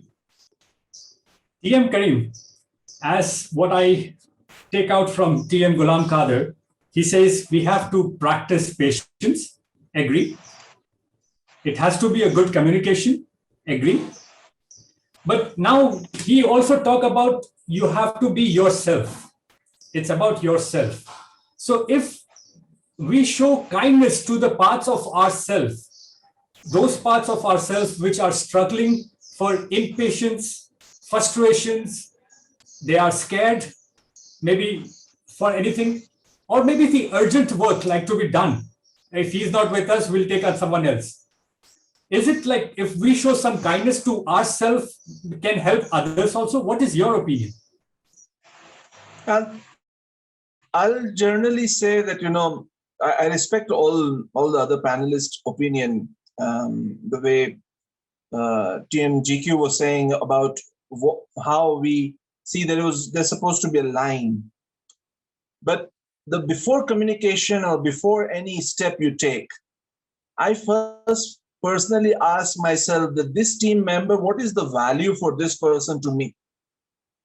Is this a personal relation to this guy? I know in communities or in office, it's difficult when you are working with your subordinates.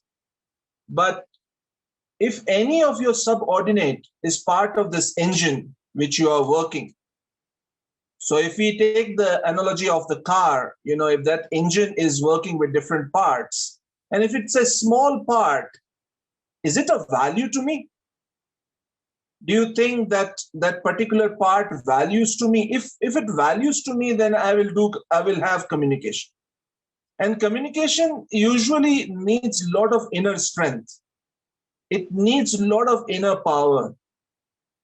Do we practice communication? Do we think that, we are patient enough to listen to someone? Now, drawing the line is okay, it's good, because as an organization, we want to draw line, but drawing line means also that we tried all our efforts with honesty, with integrity. We sincerely value that person, then we find whatever we can do. We try to rectify, we try to help that person if he came up from this stage. And maybe possible that we are wrong, that did we self-evaluate ourselves? Sometimes when we become in a leadership position, we stop evaluating our own acts. Are we evaluating ourselves? So that's something which I think is more important for me when we are working in teams. Thank you. Thank you, TM Karim. Thank you very much. So I think we agree with almost everything, and this step is really important, that we have to work on ourselves so we are in the best shape to work with others. I believe this. What about TM Naveed? Do you agree with this opinion of what we have come across? So you're on mute. Yes, definitely, Team Latif. The easiest thing is to put everything or to take out our dissatisfaction and blame it on the group. In hard times, everyone is going through hard times. And when we are going through hard times, we became not only fierce in words, it's basically the way they are expressed, it's actually the tone that we use, it's actually the body language that makes it a combination which gets to a level where miscommunication happens. And if everyone looks at it by themselves, audit themselves, and tries to improve them, I would like to borrow some words from GM Kadir, who said that the only person you can change out of 7 billion is you. So if you yourself evaluate yourself while you are you being respectful? Are you being without any biases? Are you not having any internal conflicts which are not coming out, but at the back of your mind? If we just erase all these things, seldom there is any miscommunication. We might have difference of opinion, but there might be not miscommunication. Thank you, TM Naveed. This is what I understand now. Get support with our feelings so we can be more aware of how we might spread them around in our group. Great, great. Taha, I would like to end up a session, but would like to hear something more important. I understand we are frustrated. I understand we have not come across to achieve the goal in the community.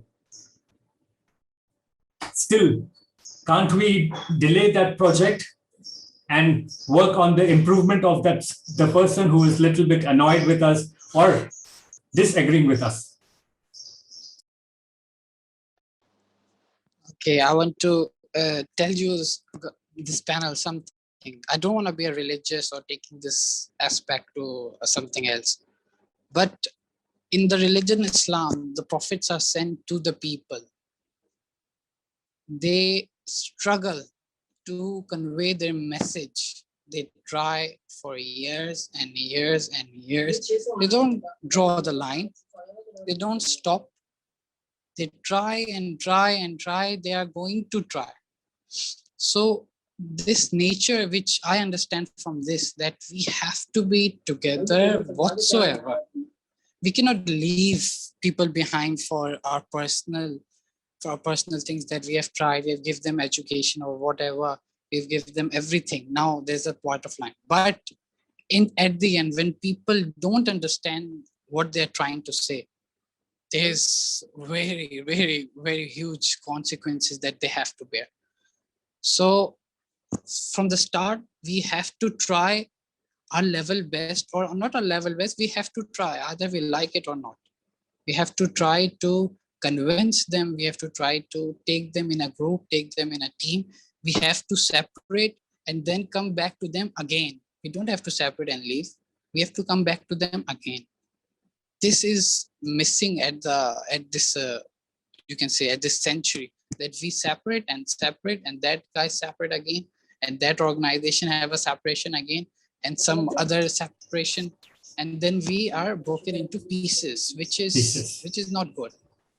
I understand. We need to take this extent to togetherness. But apart from being religious or anything, this a normal speech. So yes, in conclusion, develop skills for navigating conflicts and fluctuations in morale in all our groups. I have one more minute. If anyone from the audience would like to question our panelists or give their opinion about how was this discussion, you are feel free to ask, please.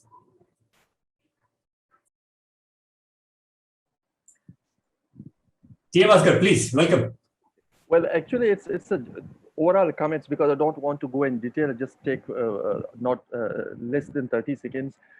What I like is it was long discussion according to the Toastmaster Club, but you know, we were not removed even for a second somewhere else. We were attentive throughout, you know, towards the speaker, and the way you take the opinion of another speaker and then talk this discussion further. I really like it.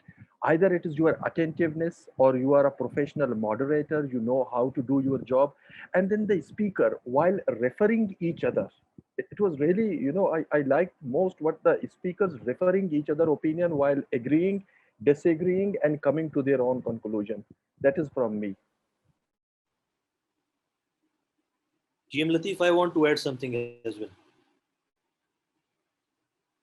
Thank you, TM Asghar. Yes, TM Ahmed Tallah, please.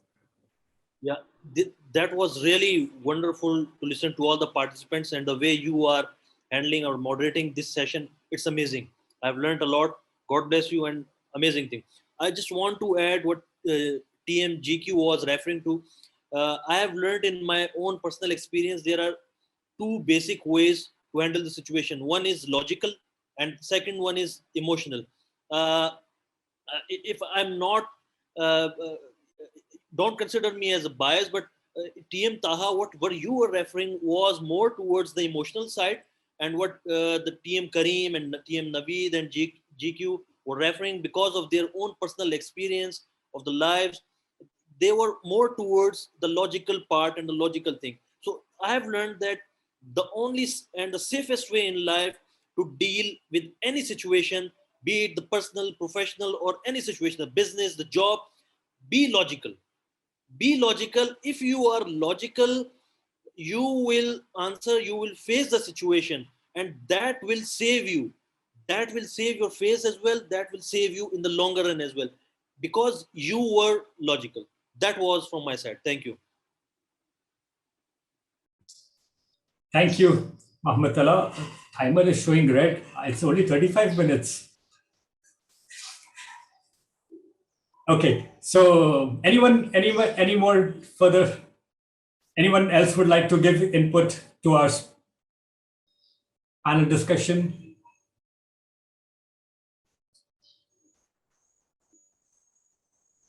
Okay, so I would like to end over here by thanking my panelists who came forward and showed their eagerness to help and encourage the community around us.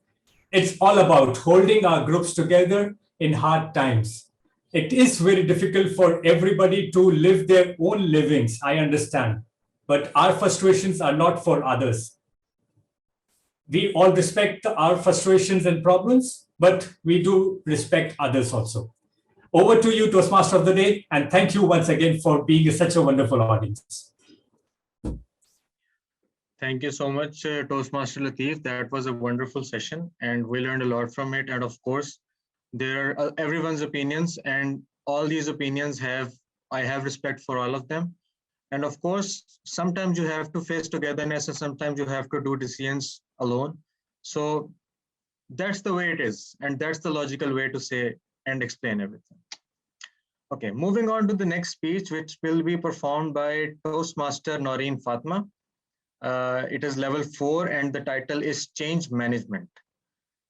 This speech will be evaluated by, according to the agenda, it was Toastmaster Imran Rana, but now it is changed to Toastmaster Mariam. So I would like to call Toastmaster Mariam to please tell something about the project, and I hand over the charge to you.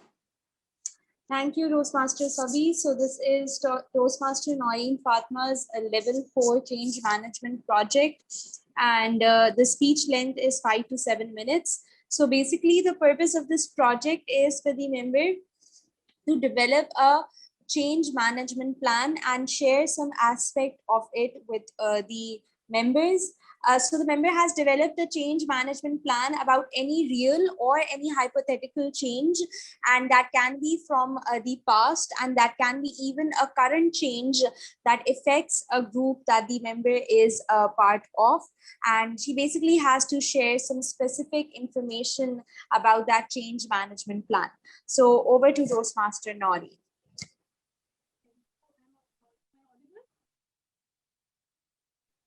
Not audible. No, not audible. Now. Am I audible? Yeah. Yes, now you're audible. Yes, you are audible. Yes, you are audible. I think I should come closer. Now? Yes. Yes, you are. Yes, you are audible. Okay. Thank you so much, my evaluator. So it's not the strongest or the most intelligent who will survive, but the best one is the one who managed to change in a best manner. Fellow Toastmasters and distinguished guests, Assalamu alaikum.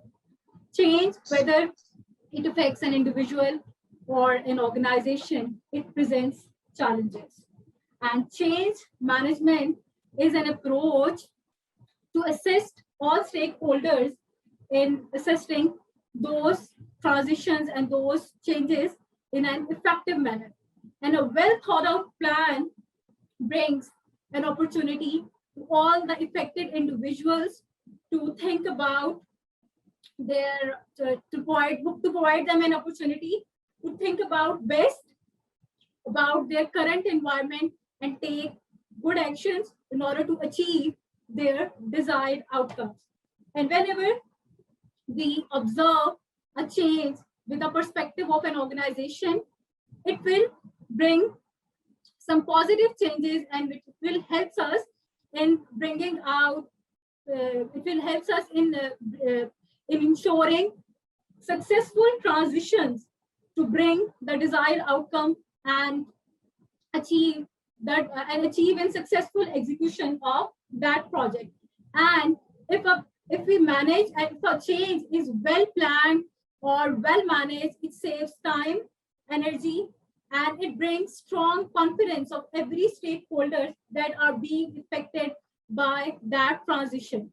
So when we talk about change management, it must have a proper change management, and the first step is to identify the desired outcome that you want to achieve and to develop strong communication skills, and your competent leadership play a significant role in ensuring smooth transitions and in achieving your desired outcome.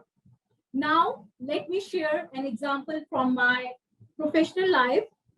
As we all know that Pakistan has blessed with more than 1,000-kilometer serene and sandy coastline.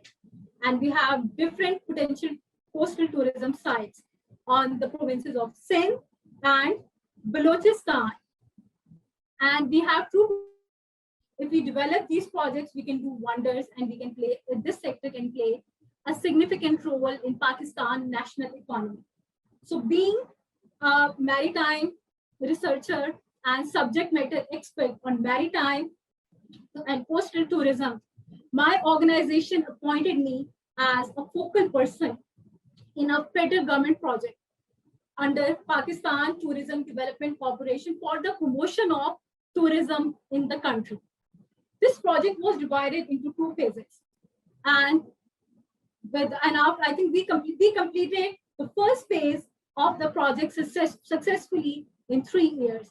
Now, after the successful execution of the first phase, we came to know that federal government has actually withdrew from this project and saying that after the 18th amendment in the Constitution of Pakistan, we are no more accountable for this project, and this sector has been devolved into a provincial subject. So only provincial departments are responsible for the second phase of this project. Now, this was the transition in my project.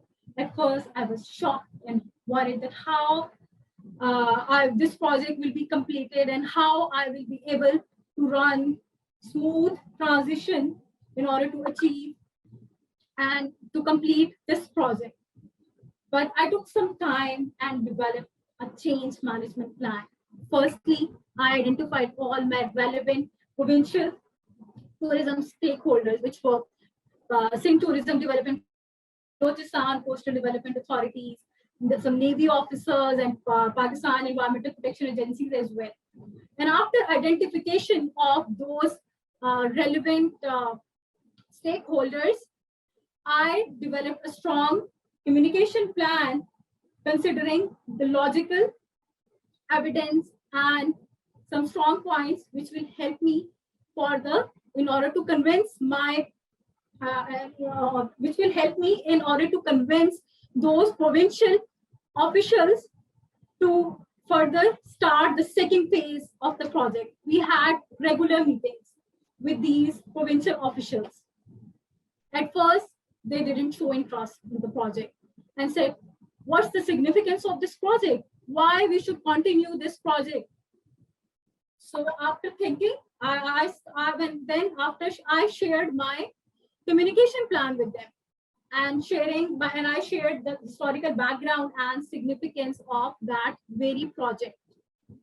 I started saying that this was the first project which was initiated by the federal government for the promotion of tourism. And we all know that only the tourism sector's contribution in Pakistan GDP is 2.8%. And if we can work on this sector, we can do wonders like Maldives, which is contributing 28% in to 28% in the 28% in the GDP from its tourism sector. And however, we were working on this project with federal government, but after the 18th Amendment in the National Institution of Pakistan, the sector was devolved into provinces, and all the funds were released to the provincial departments according to NFC 10th NFC awards. So we need to work. This is and this now my management team has been changed from federal to provincial government, and we have so much potential on the Syrian coastline. We have potential tourism sites. We have actually identified those potential sites in the first phase of the projects, which were Gawadar, Urmara, Pasni, Astola Island, and they have rich potential. They have religious, cultural, and ecotourism resources. So we should work upon them. And secondly, secondly, under the second phase of the China-Pakistan economic corridor, the focus would be towards agriculture and tourism development. So it means that China has plans for investment in tourism projects under joint ventures. And if we haven't completed this project, these tourism infrastructure projects on time, we would not be able to cash or get benefited from these projects. So it's time to work on these projects, it's time to invest on these projects, and it's time to complete this project. So after listening all my talking points, the government officials had thought for a moment and realized the significance of this project and gave approval to this project to the provincial tourism departments and took ownership of this project. And finally, the second phase of the project started. So fellow Toastmasters, it was all my communication plan and leadership competencies which helped me in running smooth transitions, which helped me in completion of this project. And always remember, only through well-crafted change management plan, you can not only ensure through smooth transitions and manage best change, and can also achieve your desired outcomes. So choice is yours. Over to you, ma'am, Toastmaster of the evening.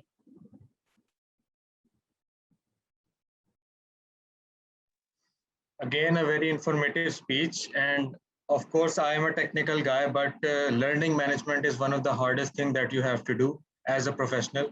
You can read all the books, you can do all things you can, but management comes from very difficult sources. And after doing so much hard work, then you learn how to do proper management and communication. Well, that was an excellent prepared speech session. In the end, I would like the timer to please give his report and tell us who is qualified or disqualified, or all of them are qualified. So over to you, timer of the day. Thank you, Sabi. I'm telling you one by one, all members. I'm audible? Please confirm. Yes, you are. Okay. So Naveed Aslam, first speaker, his time is 4 minutes 19 seconds. Second is Muhammad Talha. His timing 5 minutes 15 seconds. Both are the qualified. Third is Ali Ashanjum. His project timing is and his time is 20 minutes and 15 seconds. He is qualified. Fourth one is Muhammad Asghar, around 10 minutes. Now he is qualified. Just to 20 seconds, but we have the grace mark, that's why now he is qualified and his project is very well. Fifth one is Latif Mansur Ali. His time is 35 minutes and 45 seconds. Basically, Latif, I show you the before the time this card, because I don't want you to close the time, but that's why I show the before 3 minutes the red card. Last speaker is Noreen Fatma. His time is 8 minutes 48 seconds. So only Noreen Fatma is disqualified. Otherwise, all people is qualified. Thank you so much. Now I'd Okay, like so yes, sorry. please continue. Yeah. Since all of them are qualified except for MTM Noreen Fatma, so I would like to please cast your votes, and I would like to hand over the charge to the vote counter DTM Talha Binham. Over to you, sir. So here is the poll. Okay, and please cast your vote for the best speaker. And meanwhile, PMODs, you can move on. Thank you so much, DTM Talha bin Hamid. As we're done with the prepared speeches as well as the table topic session, now comes the most important session of today's meeting, and that is the evaluation. Because whatever we're doing by seeing ourselves in the mirror. We're not seeing the other side of the picture, and that is the evaluation. Now I would like to call the general evaluator, Toastmaster Ghulam Qadir, to please take up the evaluation session and tell us what we need to improve and how we can make our communication better. Over to you, Toastmaster Ghulam Qadir. Thank you very much, Toastmaster of the day. So this brings us to the third section of the day of the meeting, that is the general evaluation. In this section, we will be evaluating table topics, we will be evaluating prepared speeches, and at the end, I will be evaluating the meeting in general. So let's start with the first section, and let me invite the table topic evaluator, Toastmaster Imran Rana, to evaluate the table topic session. Over to you, Toastmaster Imran Rana. Thank you very much, Toastmaster Ghulam Qadir, the general evaluator. I'm sure I'm audible. Yes, you Okay. are. Hello, Toastmasters. So is your and guests. family.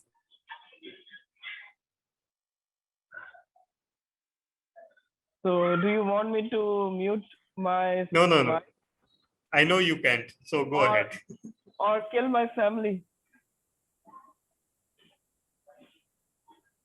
Okay. Fellow Toastmasters and guests, table topic speeches are always challenging and it requires years of practice to master. Today, I found all the speakers very confident and found some areas of improvement. So let me share those areas. Our first speaker was Toastmaster Vanessa, and her topic was about orphanage. Toastmaster Vanessa started with salutation, which is always suggested. You spoke quite well about the topic. Your body language, especially your hand gestures, were perfectly aligned with your speech. All you need to work upon your vocal variety, because all the time it was a bit monotone. Let me tell you that you are not alone. We Toastmasters is your family, and you can spend your Eid with us, since we are going to have our Toastmasters meeting. I'm sure we have Toastmaster Talha.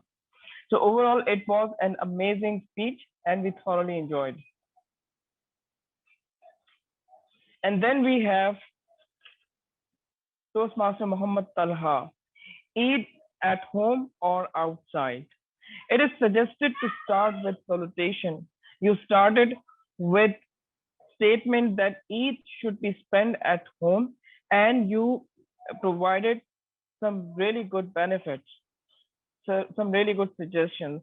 Since now we are having COVID situation and it's good to stay at home, I found you very confident. So you spoke quite well. So keep on coming and keep it up. Then we have Toastmaster Syed Azam Ali. And his topic was expensive kurta or buy dozens of office t-shirts. You were confident. You spoke about benefits of kurta and how comfortable to wear kurta. The only suggestion is, if I could see your expressions, then I could have suggested you over your facial expressions, your overall body language. Overall, it was good to hear you. Then we have Ali Hasnan, food or ED. You started with salutation, and table topic is all about presence of mind, and you just showed it by bringing the child and related ED with him. That was amazing. All you need is to make use of the time and speak more. Speak more. Overall, it was amazing to hear you. Keep on coming and keep amazed us with your speeches. Finally, we have Toastmaster Taha Hassan, and his topic was prayers about things not to have next year. You started without salutation and spoke about current COVID situation. Then you connected few more things like hunger, law and order situation, and other stuff. And you end up with the positive note.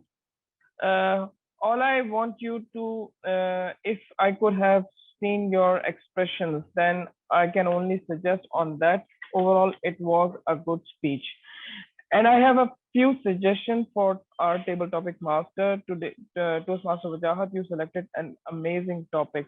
All you need to do is, instead of having long, very long topics, you need to have a brief topic. And I suggest you to repeat the topic twicely.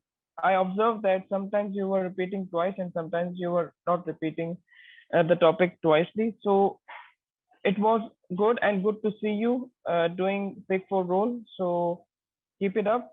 And that is from all my side. Over to you. Thank you very much, Toastmaster Imran Rana, for evaluating the table topics. Now we come to the prepared speeches section. And the first speaker was Toastmaster Naveed Aslam, and he was evaluated by Toastmaster Latif Mansoor Ali. So may I please request Toastmaster Latif Mansoor Ali to evaluate the speech of Toastmaster Naveed Aslam. Thank you, General Evaluator Ghulam Kader. Today, my target speaker, TM Naveed Aslam, did not even shy to share any of his childhood process of upbringing and his passion, which I love the most, driving and shooting. I loved each and everything today's speech of Naveed Aslam. In fact, being an icebreaker, I don't have to look into much of the details. What did I like most was he did carry it on where he left on, like he reflected path, where he studied all his pathway of public speaking and he started with delivering it. So when it comes to the parameters of the speech, for example, the clarity of voice, the audience awareness, how to engage the audience, plus the eye contact, the camera setting, each and everything was to the superlative of everything. I loved each and everything. It was a fantastic speech. I loved the way he shared his experiences when he asked for that gun and that humor which he brought into it, saying, I will give you the gun when you will be according to this weight. Loved each and every moment for it. And it was very engaging to the audience also, because when I read those remarks of the comments shared on the group, it was saying that you remind us of our childhood. Isn't it? Yes, you did. It is rejoicing to cheer our past. It is rejoicing to know what is coming in future. But it is always welcome when you share your things, your personal things with friends and family. Now, had it everything, you were very comfortable with the audience, you were clarity, everything was genuine. But if I have to give one more comment, it is that you are introducing yourself to the club. You are introducing to the club who knows you very well. I understand that. But there are new people who have joined us. A little more about your future, your family members would have generate more into us. Like, for example, your brothers, your child, your kids, and their interest. Overall, I loved the way it was structured, because a good speech is always with nice starting, engaging, body, and conclusion. Now, area of improvement, which I feel that you have to challenge it yourself. I learned it yesterday when I was listening to an evaluator, and I will give you this. Bring those characters in your speech. For example, when you were saying about the person who was not lending you the gun, describe us, give us a picture. For example, maybe he's eating a lot of cookies. So you say, and you don't want to share his name, for example. So you can say, my cousin who eats a lot of cookies. I ask him, can I?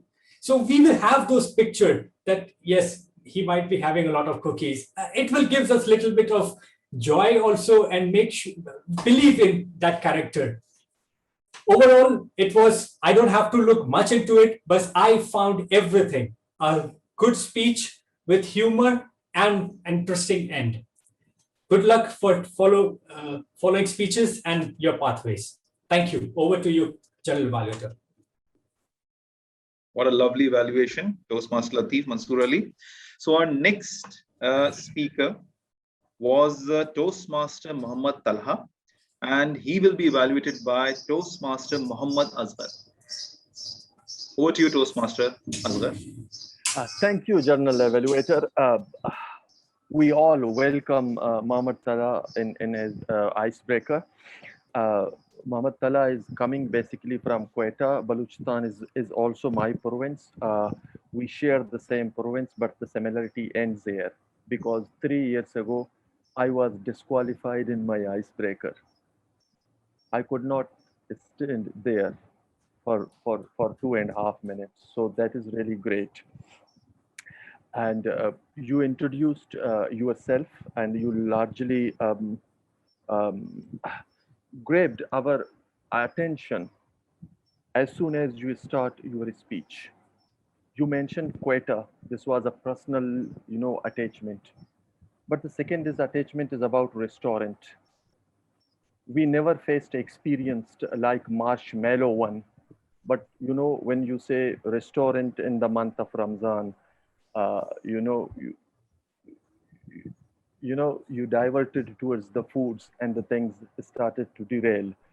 It's somewhat psychological. You divided your speech with your introduction and with you talked about the opinion or your father about being in a Gulf country and perpetually visiting Holy Land, and then you talked about your educational career in detail, and you also mentioned that the Rotary Club and KTC. I am from KTC, but I never thought about being attached with Rotary Club. I thought it is something related to the rich people, and today I came to know that we also can relate ourselves with the club. Being lastly, but let me give just some proposal from my end. It is, since it's the first speech, we don't have anything to criticize you, but let me say that next time when you come to the speech, think about the structure. The way you divide your speech. And as Latif just mentioned in his evaluation, we need to take a proportion from our childhood, family, then our education, and then our career, so that we came to know, we come to know in a better way. And try to poke some fun on yourself whenever you get your confidence. As I just said, I was disqualified. I know fully well that Latif is not going to hate me because of this. So that's how we keep things in an interesting way. I'm really looking forward for your next speech, and stay blessed. You are very confident. I have seen very few Toastmasters who are giving his or her ice-breaking speech, and they are so confident. So we are looking forward for your speech. Over to you, General Evaluator, TM Ghulam Qadir. Thank you very much. So our next speaker was Toastmaster Ali Ashar Anjum, and he will be evaluated by none other than DTM Tala bin Hamid. Over to you, DTM Tala bin Hamid. Thank you so much. Just let me open the evaluation sheet.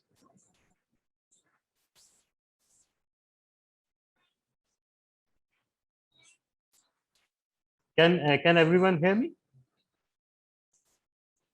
Okay. Okay. Toastmaster Ali Asher Anjum, delivering a keynote with humor.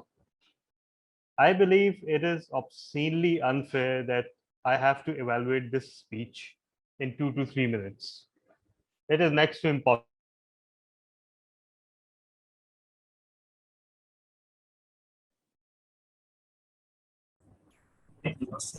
Next to impossible. DTM Tala, you're not audible. DTM Tala, you're not audible. We lost you, DTM Tala.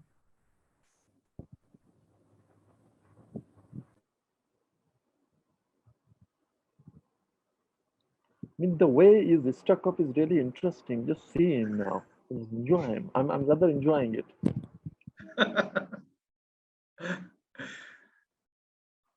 I think let DTM Tala join. Yeah. And we can move on to the next evaluator. Let's move on to the next evaluator. And our next speaker was Toastmaster Muhammad Asghar, and he will be evaluated by Toastmaster Kareem Meghani. So once the Tala joins in, then we'll just have an evaluation of that. Sorry. Yeah, I got disconnected. So yeah. I just announced Toastmaster Kareem. So you'd like to continue, no or you'd like to? No, it's okay. I will restart my evaluation after Kareem. That's okay. Toastmaster Azhar has to leave. So can anyone do the timing for the evaluation session? Okay. So as always, but you are evaluating Toastmaster Latif. Anyone else? I did already. My evaluation done. Okay. Fair enough. Then you can. Okay. Fair enough. Thank you so much.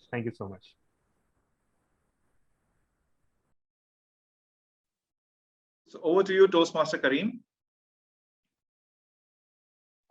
I'm audible? Yes, you are. Yeah. So evaluating a level 5 and wrap up of the project, it's a big step. And I think TM Asghar, you did it absolutely beautifully. You done in your speech. Fellow Toastmasters and guests, it was an honor to evaluate TM Asghar today. I always look forward for his speeches because he's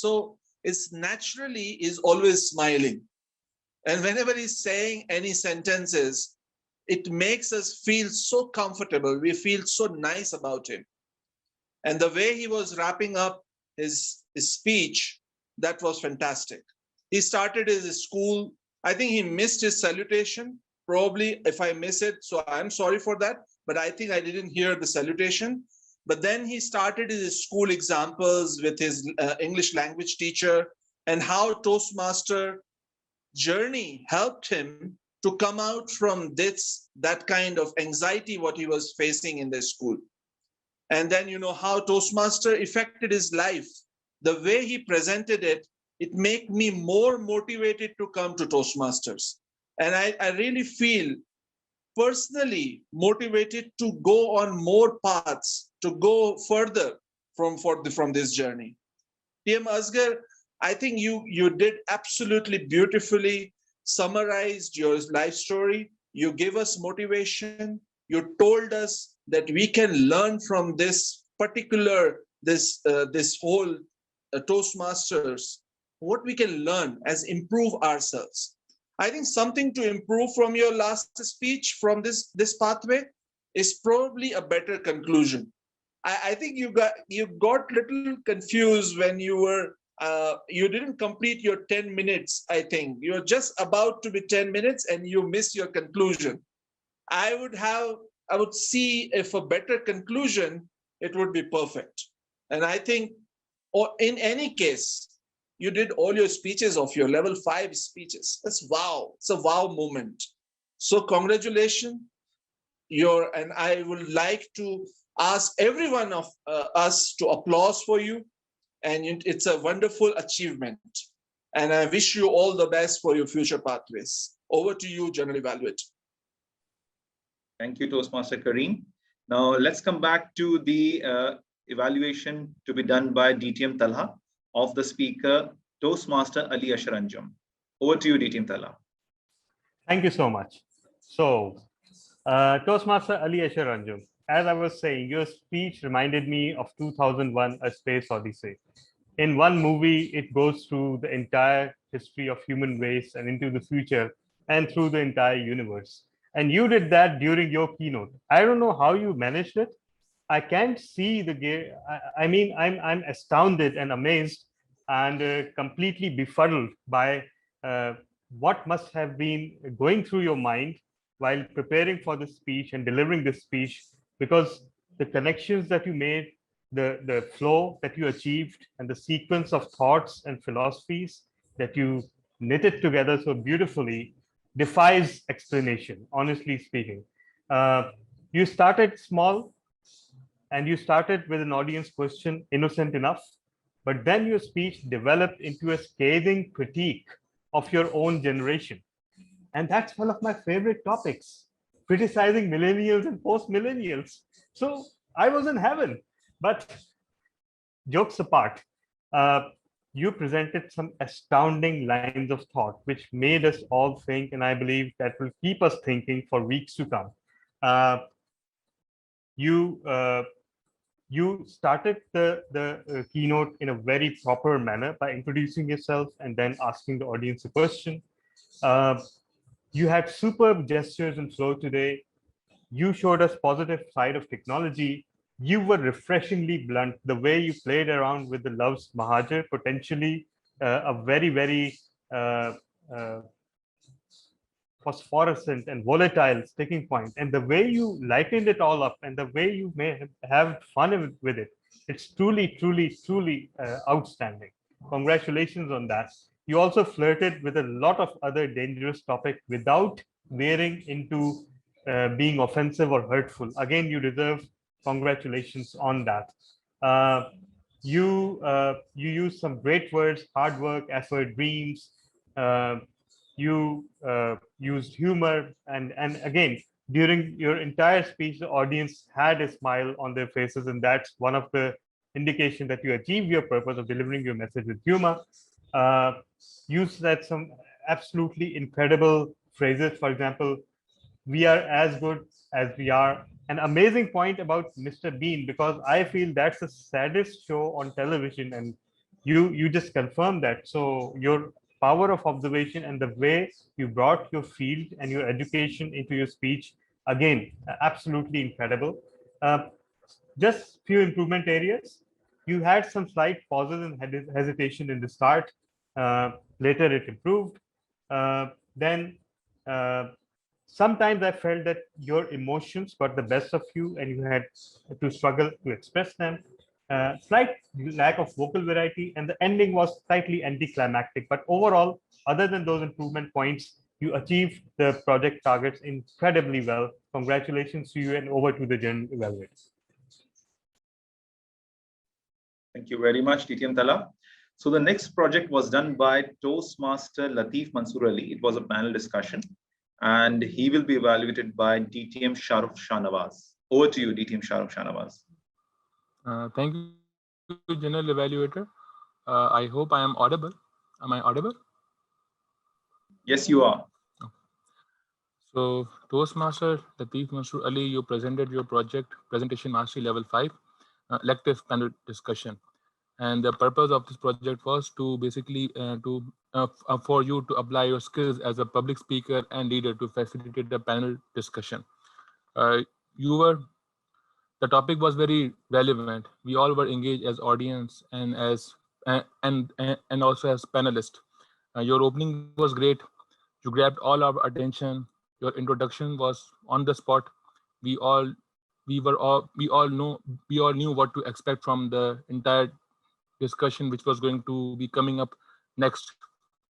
And you introduce the entire panel brilliantly, and we were again for the members, obviously we knew who were the panelists, but even for the guests, I'm pretty much sure that because of your introduction, they were able to imagine and expect that what was going to be what is going to be coming up next.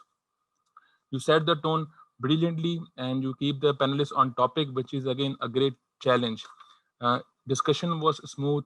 You gave panelists all the times, and you appeared interested in the discussion, and throughout the entire performance, you were looking directly in the camera, which is again very difficult in these online meetings. You did not interfere. You were kind and courteous, and again, brilliant conclusion, and you engaged the audience in the end, and you also took their perspectives and views. So the performance was brilliant. And again, I'm always expecting something amazing from you, and today I was not disappointed. You want to work, you may want to work on. Well, there is nothing much to say. You are a great speaker.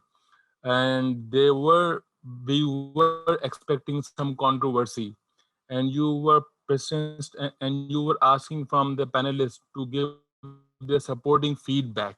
So you could try to be a little bit rude.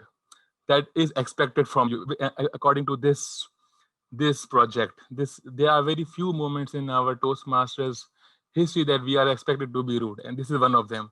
One of the panelists was answering the phone, and that was the chance for you to interfere. As a Toastmaster myself, I don't know how to interfere without being rude and hurting his emotions. But again, you took on the challenge, so it was all up to you, and so it was your headache. Besides that, I could not think of anything. You are a brilliant speaker, and you just realized that you can be a good TV show, a good TV talk show host. Because nowadays we are seeing many of will ask you to please try that line as well, and I learned a lot personally from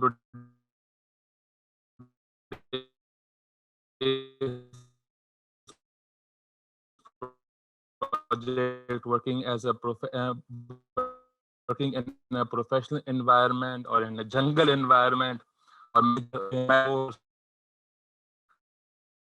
comparing. And congratulations, Toastmaster Latif. I really can't wait to see you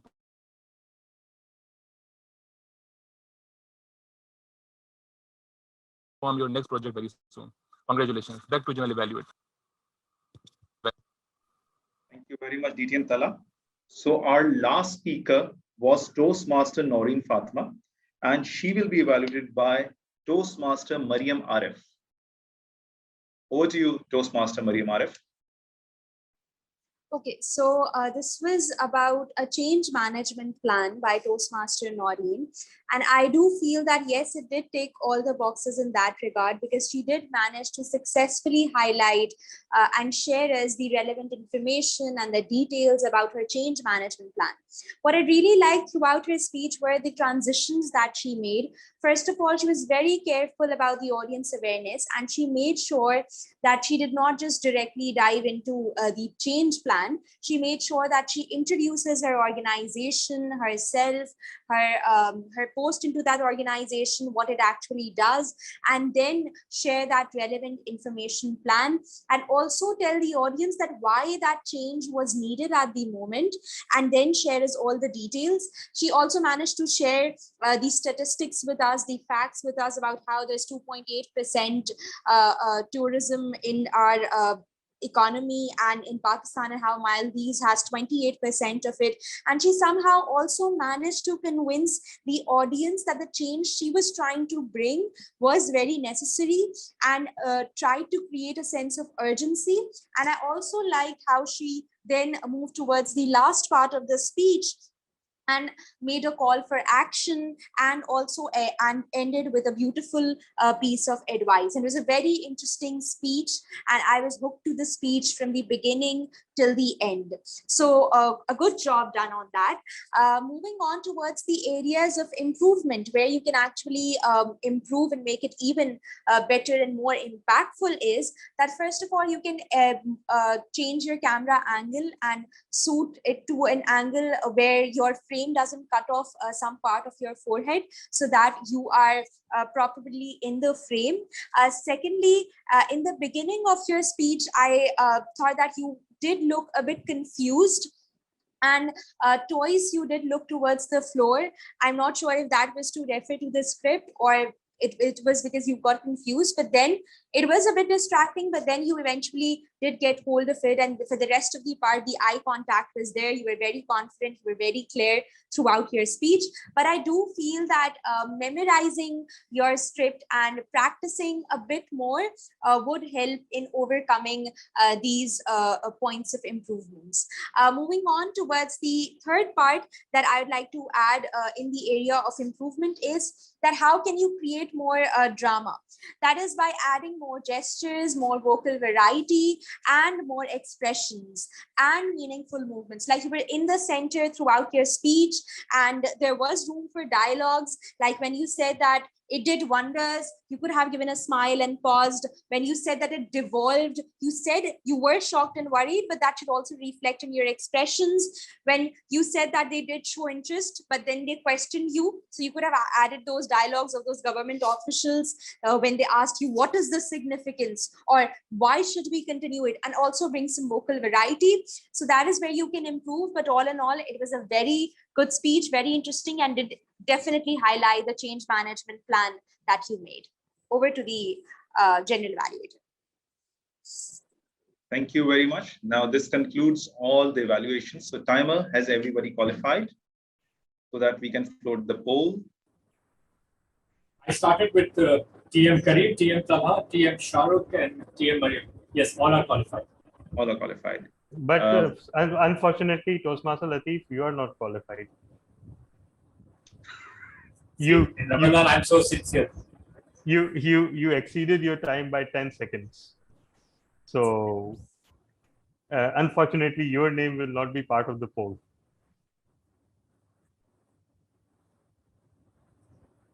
Vote counter, please float the vote. Yeah. Poll.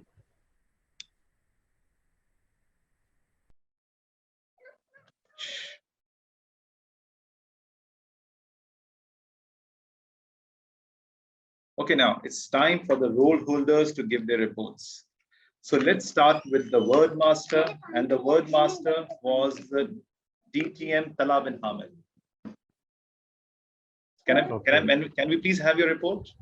Yeah, thank you so much. And well, I started to extract a revenge on the club members, but the joke was on me because the word of the day or the phrase of the day was used quite well and quite healthily by a lot of attendants. So congratulations. I guess c'est la vie. It was used by Kareem Meghani. It was used by Toastmaster Sabi. It was used by Toastmaster Wajad, Toastmaster Latif, Toastmaster Muhammad Talha, and Toastmaster Muhammad Asghar, and of course, myself. Toastmaster Sabi, in fact, managed to use it multiple times. So congratulations to, I guess, myself, and over to you, General Evaluator. Thank you very much for the report, Wordmaster. Now, can we have the grammarian, Toastmaster Hiba Rais Khan? Can we have your report, please? Oh, okay. Yes, so as the grammarian, as I earlier mentioned, I forgot to mention a couple of things that I would also be making note of the interesting words spoken by the speaker, interesting words and phrases, a few of them, and then also highlighting the mispronunciation by the speaker during the speech session. So here it goes. Someone said, but for the Eid, it should be but for Eid. Will never feel you tired, will never let you feel tired. And started to help my father, started to help out my father. We always say, okay, this is nothing. Our population is increased, our population has increased. Okay, and we are mostly follow the trend. We mostly follow the trends. And then someone said we have become, which boosted enormously my confidence, which enormously boosted my confidence. And then one are the week, and then you are free to ask. Someone said, should be you are free to ask. Okay, and then some of the interesting words and phrases that I came across: glad tidings, an insaf, auspicious word, agile steering, and someone mispronounced taunt me. And then someone said the word testament, personified daddy, someone mispronounced dilemma. And then also someone mispronounced Peru, it should be Peru. And then someone mispronounced debacle, it should be debacle. And someone said this interesting word, befuddled. And that's about it. Oh no, someone said going haywire and trying to mend the fences, which was quite an interesting phrase which I came across. That's about it. Thank you very much, Grammarian. So next is our counter, and the role is done by DTM Shahrukh Shahnawaz. Can we please have your report? Thank you, General Evaluator. I hope I am audible. So we started with Toastmaster Mariam, Toastmaster of the day, and I couldn't hear any Sabi, the second Toastmaster of the day. Well, and during explaining rules, there were 2 hours only, but otherwise throughout the entire session, I couldn't hear anything. And Toastmaster Heba as Grammarian and Joke Master.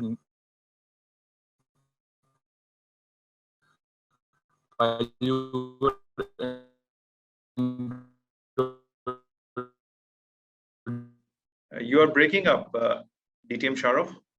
Using and sharing your joke, I couldn't hear anything, no ahs, no ums. But while you were presenting your beginning, hello, am I audible?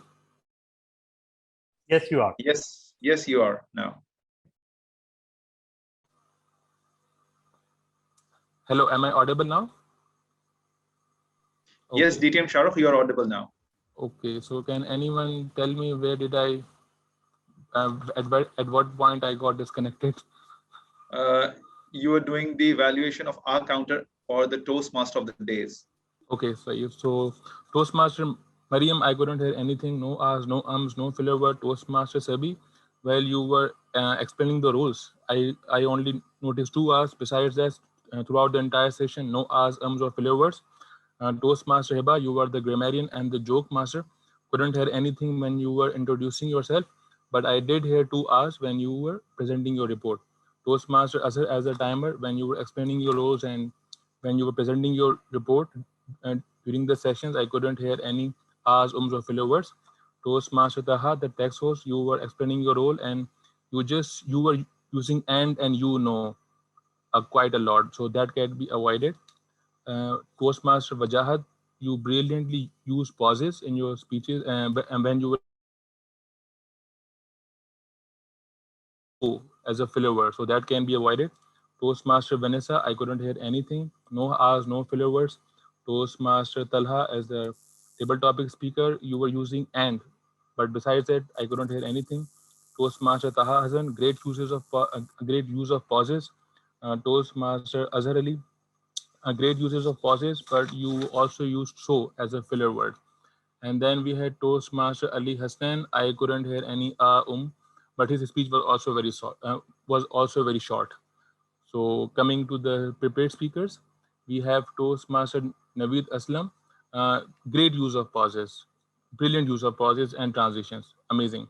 Toastmaster Latif was your evaluator. While introducing your evaluation, I couldn't hear anything, no no ums, no other filler word. Then we had M. Talha as a prepared speaker. So he used pauses brilliantly, and he used once or twice so as a filler word. Then we had and Toastmaster Asghar was his evaluator. So in his evaluation, in his introduction, there was no or filler words, but during his evaluation, he used and couple of times. So that could be avoided. Toastmaster Ali Asher, great use of pauses and transition. There are plenty good examples in your speeches in which you were transitioning from one point to another, and you were using pauses brilliantly. The only filler word you kept on using was so. Besides this, no ums or other kind of filler words. DTM Talha bin Ahmed, you were evaluating Toastmaster Ali Asher. No ums in your introduction nor in your evaluation. And then we had Toastmaster Asghar, great use of pauses in your speech. And Toastmaster Kareem Meghani was your evaluator. In your evaluation, Toastmaster Kareem, there were no ums or filler words, but you did use 4 R's when you were introducing yourself. I mean the speaker. Toastmaster Latif as a prepared speaker, again, no ums or filler words, great performance, great use of pauses. And we had 4 panelists, Kareem Meghani, GQ, Naveed Aslam, and Taha Hassan. Again, they were all brilliant. I could not hear any ums or filler words. If I was as an evaluator, if you guys have noted, please message me. I was not putting down myself. Then we had Toastmaster Noreen Fatma again. I couldn't hear any ums or filler words, but Toastmaster Mariam, her evaluator, no, I couldn't hear anything while she was introducing the speaker, even as the evaluator. And then we had Toastmaster General Kadir as general evaluator. He didn't use any ums or filler word, but he did say Toastmaster Talha instead of, he said DTM Talha instead of DTM Shahrukh. So that was interesting. And Toastmaster Imran Rana was on fire today. I couldn't hear any or filler words as well. So this is my report, GQ. General evaluator. What an amazing report. A very comprehensive and amazing report. We really enjoyed it. So the next role holder is of the listener, and the listener role has been done by Toastmaster Kareem Meghani. Can we have your report, please? Yes. So for the listener thing, I will putting some sentences in front of you, and I hope that, I will get some responses. Let's see. I'm opening.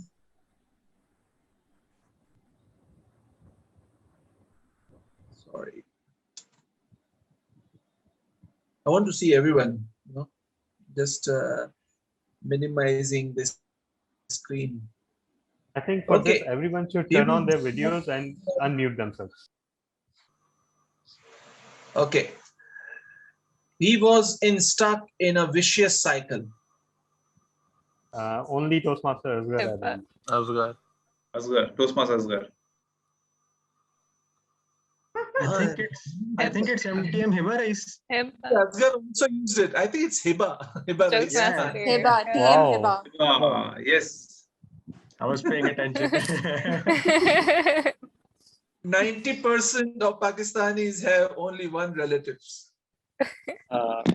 Team Wajad. Team Wajad. Team Wajad. Team Wajad. At this point of life, we don't get it. We have to give it. TM Ali Hasnan. Yeah, TM Ali. Brilliant, brilliant. Naturally, I become part of this process.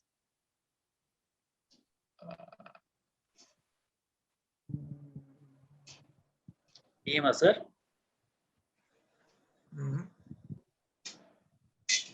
TM Mohammed Tala.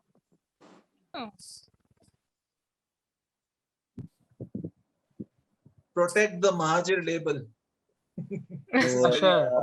Ali Asher. I learned not merely uttering words. Asghar. Asghar. Yes. Yeah. Personal frustrations or individual biases. Latif. Toastmaster Latif.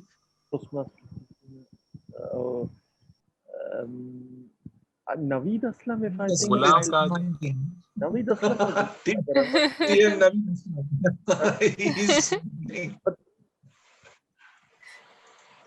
Do we value the person? Latif. Sorry? TM Latif. TM Latif.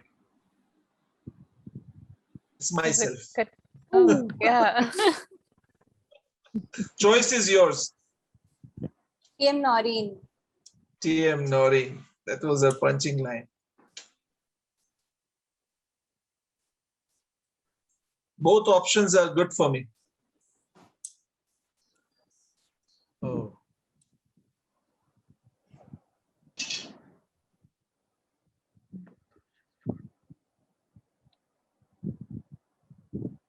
What's that? Azam? Azam Ali. Azam Ali. Azam Ali. Okay, Oh, good. yeah. Wow. Last but not the least, family is not about blood. Team Yeah, Vanessa. Toastmaster Vanessa. Yeah, very nice. Thank you. All right, thank you very much. So for the report, Toastmaster Kareem Meghani, a wonderful listener report. So that brings us to the conclusion of the evaluation session, and I have to evaluate the meeting in general. So while evaluating, we don't criticize. But today, I will start with a very strong criticism of general evaluator himself. The reason being, the general evaluator joined the meeting 13 minutes late. And the reason was, he was partying the whole night at his friend's house and playing a sequence game till Sehri. He had Sehri and then slept at 7 o'clock and woke up with a message of DTM Talha at 11:45, please join the meeting. So that was the reason the general evaluator joined 13 minutes late. He should be heavily fined for this meeting. I can put a resolution on this in this meeting. And if somebody could second it, we can always have a resolution. Fine. Anyways, so general evaluator could not observe that the meeting had started on time or not. So that was an issue. However, when the general evaluator joined, Toastmaster Sabi and Toastmaster Mariam Arif were in full swing as a Toastmaster of the day. They were giving a wonderful opening, and a very good coordination was witnessed between both of these Toastmasters, usually which does not happen when there are two Toastmasters of the day. So that was the best part. C'est la vie was the word of the day, was hardly used. This phrase was hardly used throughout the meeting. However, there were certain individuals who used it. Then it was, we started off with an excellent opening by the table topic master. And we witnessed a good table topic sessions. Easy table topics were there so that all the speakers could easily speak on those topics. That is the key, especially in the table topics. And that's what we have learned from some of the table topic masters like Ali Ashar Anjum, that whenever he conducts the table topics are always supposed to be easy. And since it is spontaneous, the speaker should be able to speak for good 2 to 3 minutes. So that was the best part of that. Then we witnessed some amazing prepared speeches and projects. The project of Ali Ashar and the project of Toastmaster Latif. Everybody loved that. Apart from that, the prepared speeches were wonderful. Lastly, I noticed that there were very less grammatical mistakes in this meeting. And that's the best part. Our participants are now learning day by day and now improving this spoken English as well as their grammar as well. So that is a very good sign. And this KTC team and KTC meetings are maturing day by day. Lastly, as we always say, that we do not have ordinary meetings. We always have extraordinary meetings. So this was again a very extraordinary meetings. On Sunday afternoon, there were 24 to 25 participants. And that was really kind of that I have not witnessed in a Ramzan afternoon. And especially when we are having Sunday Tul Wida, because this is the last Sunday, and then we are going to have Eid from next Friday onwards. So that's from my part. That's the evaluation report. Over to you, Toastmaster of the day.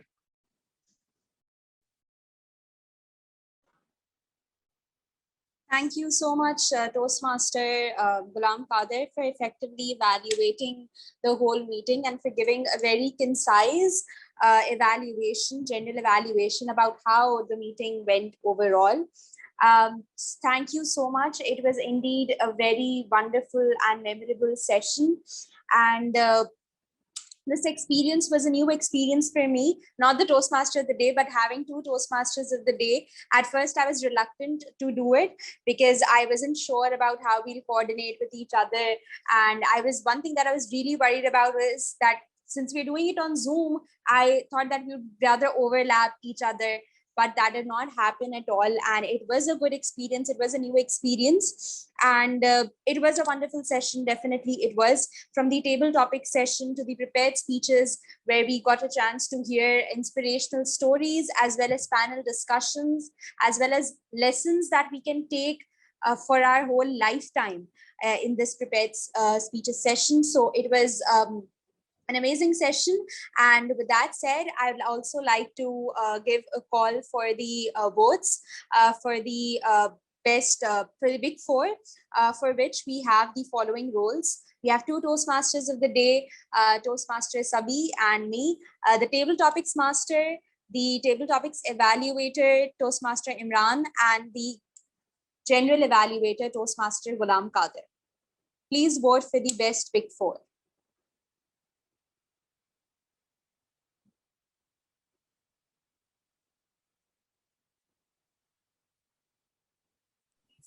We are almost done. And do we have any guests left? Do we have any guests with us?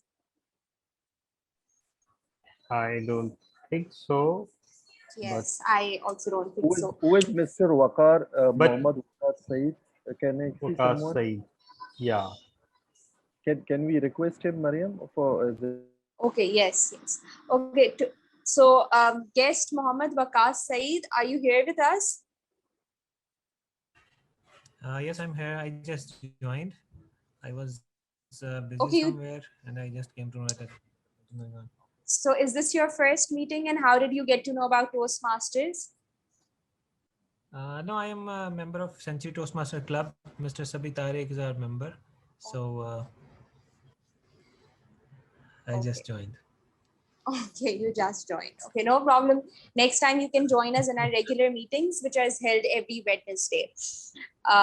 With Yeah. that said, I'd like to hand over the charge to the acting president, who is also our vote counter for the day, distinguished Toastmaster Mohammed Talha.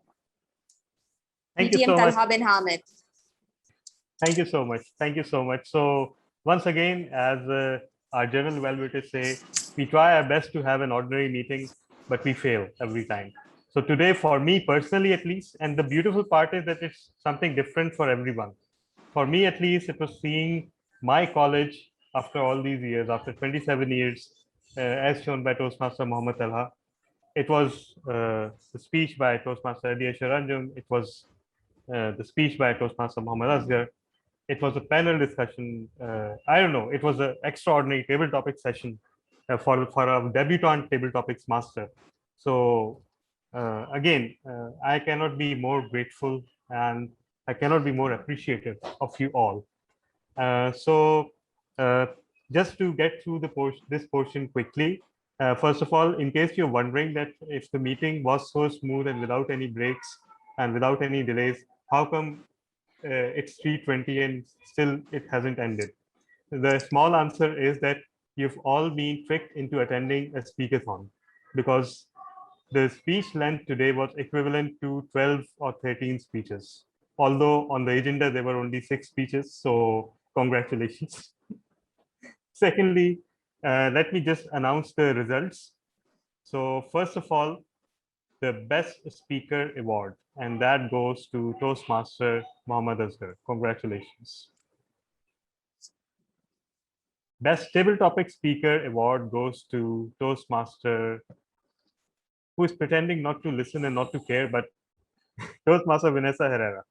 Congratulations. Best Evaluator Award goes to any wild guesses? DTM Lucky, Tala. DTM Tala. Ala, and Lucky. No, I'm TM Mariam. TM Mariam. yes, Toastmaster Mariam, because she hardly lets anyone else have it when she evaluates. So congratulations, and Best Big Four award goes to the two Toastmasters of the day, Toastmaster Mariam and Toastmaster Sabi. So, but again, there was very little to choose because all the Big Four did spectacularly well, or rather, I should say Big Five. Now there are the two Critics' Choice Awards. One is Critics' Choice for Best Speaker, and I've been conveyed the results from the critic. So third place goes to Toastmaster Naveed Aslam. Congratulations on landing on the podium after all. Second place goes to Toastmaster Ali Asharanjam, and first place goes to, of course, Toastmaster Mohammad Asghar. So congratulations once again. And the Critics' Choice for Best Facilitator cannot go to anyone else but DTM Shahrukh Shahnawaz as our counter of the day. Thank you so much, because I haven't seen this role done with this depth and this subtlety, with you defining all the various stages and everything. So congratulations. Now, a little bit of a housekeeping and some announcements. First of all, just to give you an idea, we will be having a combined meeting with the Canadian Club on June the 6th. So anybody who wants to book a project for that, we have 2 speaking slots for that. Anybody who wants to book a project for that, please feel free, first come, first serve. Secondly, as it was mentioned, we had a meeting last year on Eid Day because Eid fell on a Wednesday. This year, I'm not so sure, but we can have a short get together, a 1 hour get together on Eid Day. I'm very much open to the idea. I would be looking forward to your comments on the group when we float the question. And if we have enough of an audience, I'd love to have a 1 hour get together, maybe one speech, a table topics, and just journal socialization. Let's not be dead serious for a change on Eid Day. Thirdly, anybody who wants to book a speech slot for the next proper meeting that we're going to have, which is most likely to be on a Wednesday, 6:30 p.m. It will be on the, just give me a second. It will be on the 19th of May. Okay. So please, you're free, since you attended the meeting, you're sitting here, and my esteemed guests from other clubs, you're more than welcome to just send me a message and book a speech slot. So that was it. And yes, so I would also like to seek comments from 2 of our very, I won't call them guests because they're part of our family, but I could call them visitors. So first, Toastmaster Sabi, your comments, and then Toastmaster Vanessa, your comments. Thank you so much, DTM Talhavin Ahmed. I would like to say that for me, it's a new experience to get to know other clubs and to be invited there and doing a role. And since everyone is different, everyone has a different opinion, different experiences, it was good to learn how the meeting goes around and how you progress, how the atmosphere is in the club, and how the projects are done. And I was amazed that there were so many projects with so many different varieties in that. And it was a good learning experience for me. And I do not shy from advice. So I would like to hear some advice that anyone could give me regarding the role that I did and regarding anything that I could improve in my communication. Thank you so much. Thank you so much. Would love to hear from you, Toastmaster Vanessa.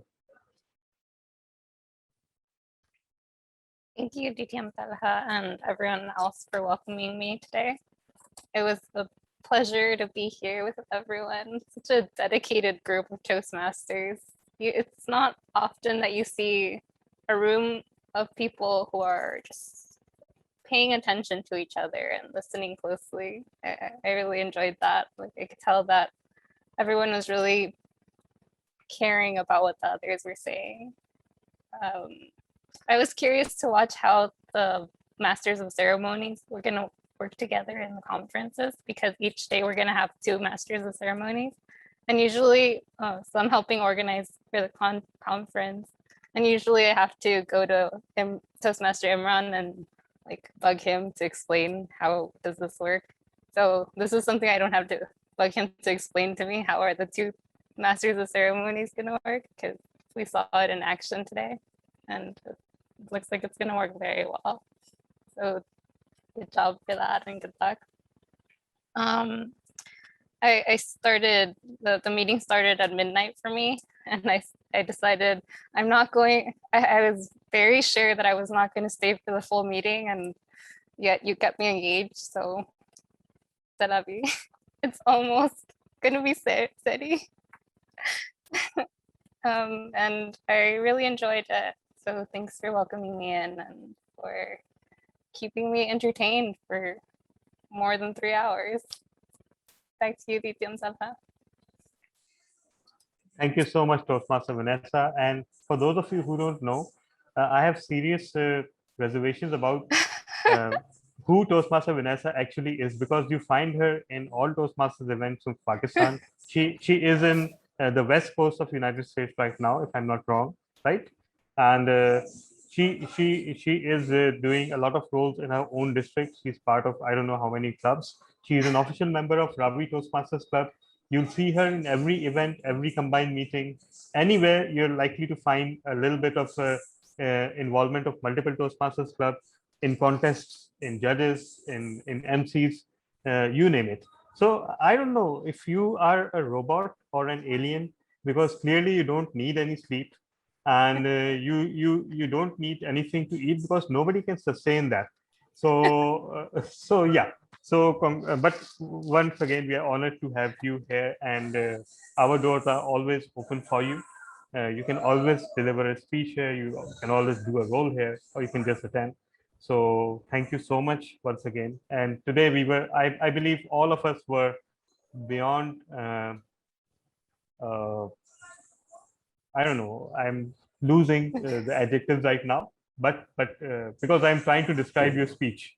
So your story, which we heard today, we were enthralled by it. So congratulations on that as well, on winning table topics. So everyone, we are just winding up the meeting now. And yeah, one last reminder, one last bit of housekeeping. The applications for the next executive committee leadership are being invited. So be sure to send them to Toastmaster Hina Osaf Ali and to express your interest, because we always need fresh blood in our XCOM. So with that, I believe it's time to officially wind up the meeting. And thank you everyone. Advance Eid Mubarak to everyone. Again, just to recap, inviting speech slot request for May 15th. And sorry, was it May 15th? May 19th. Yeah. Inviting speech slot for May 19th. And I'll also be inviting your interest for a short and sweet and celebratory session on Eid Day, or perhaps the second day of Eid. Most probably in the morning around 11 o'clock, like we had last time. So with that, it's over from my side. Anybody who wants to say anything, the floor is yours.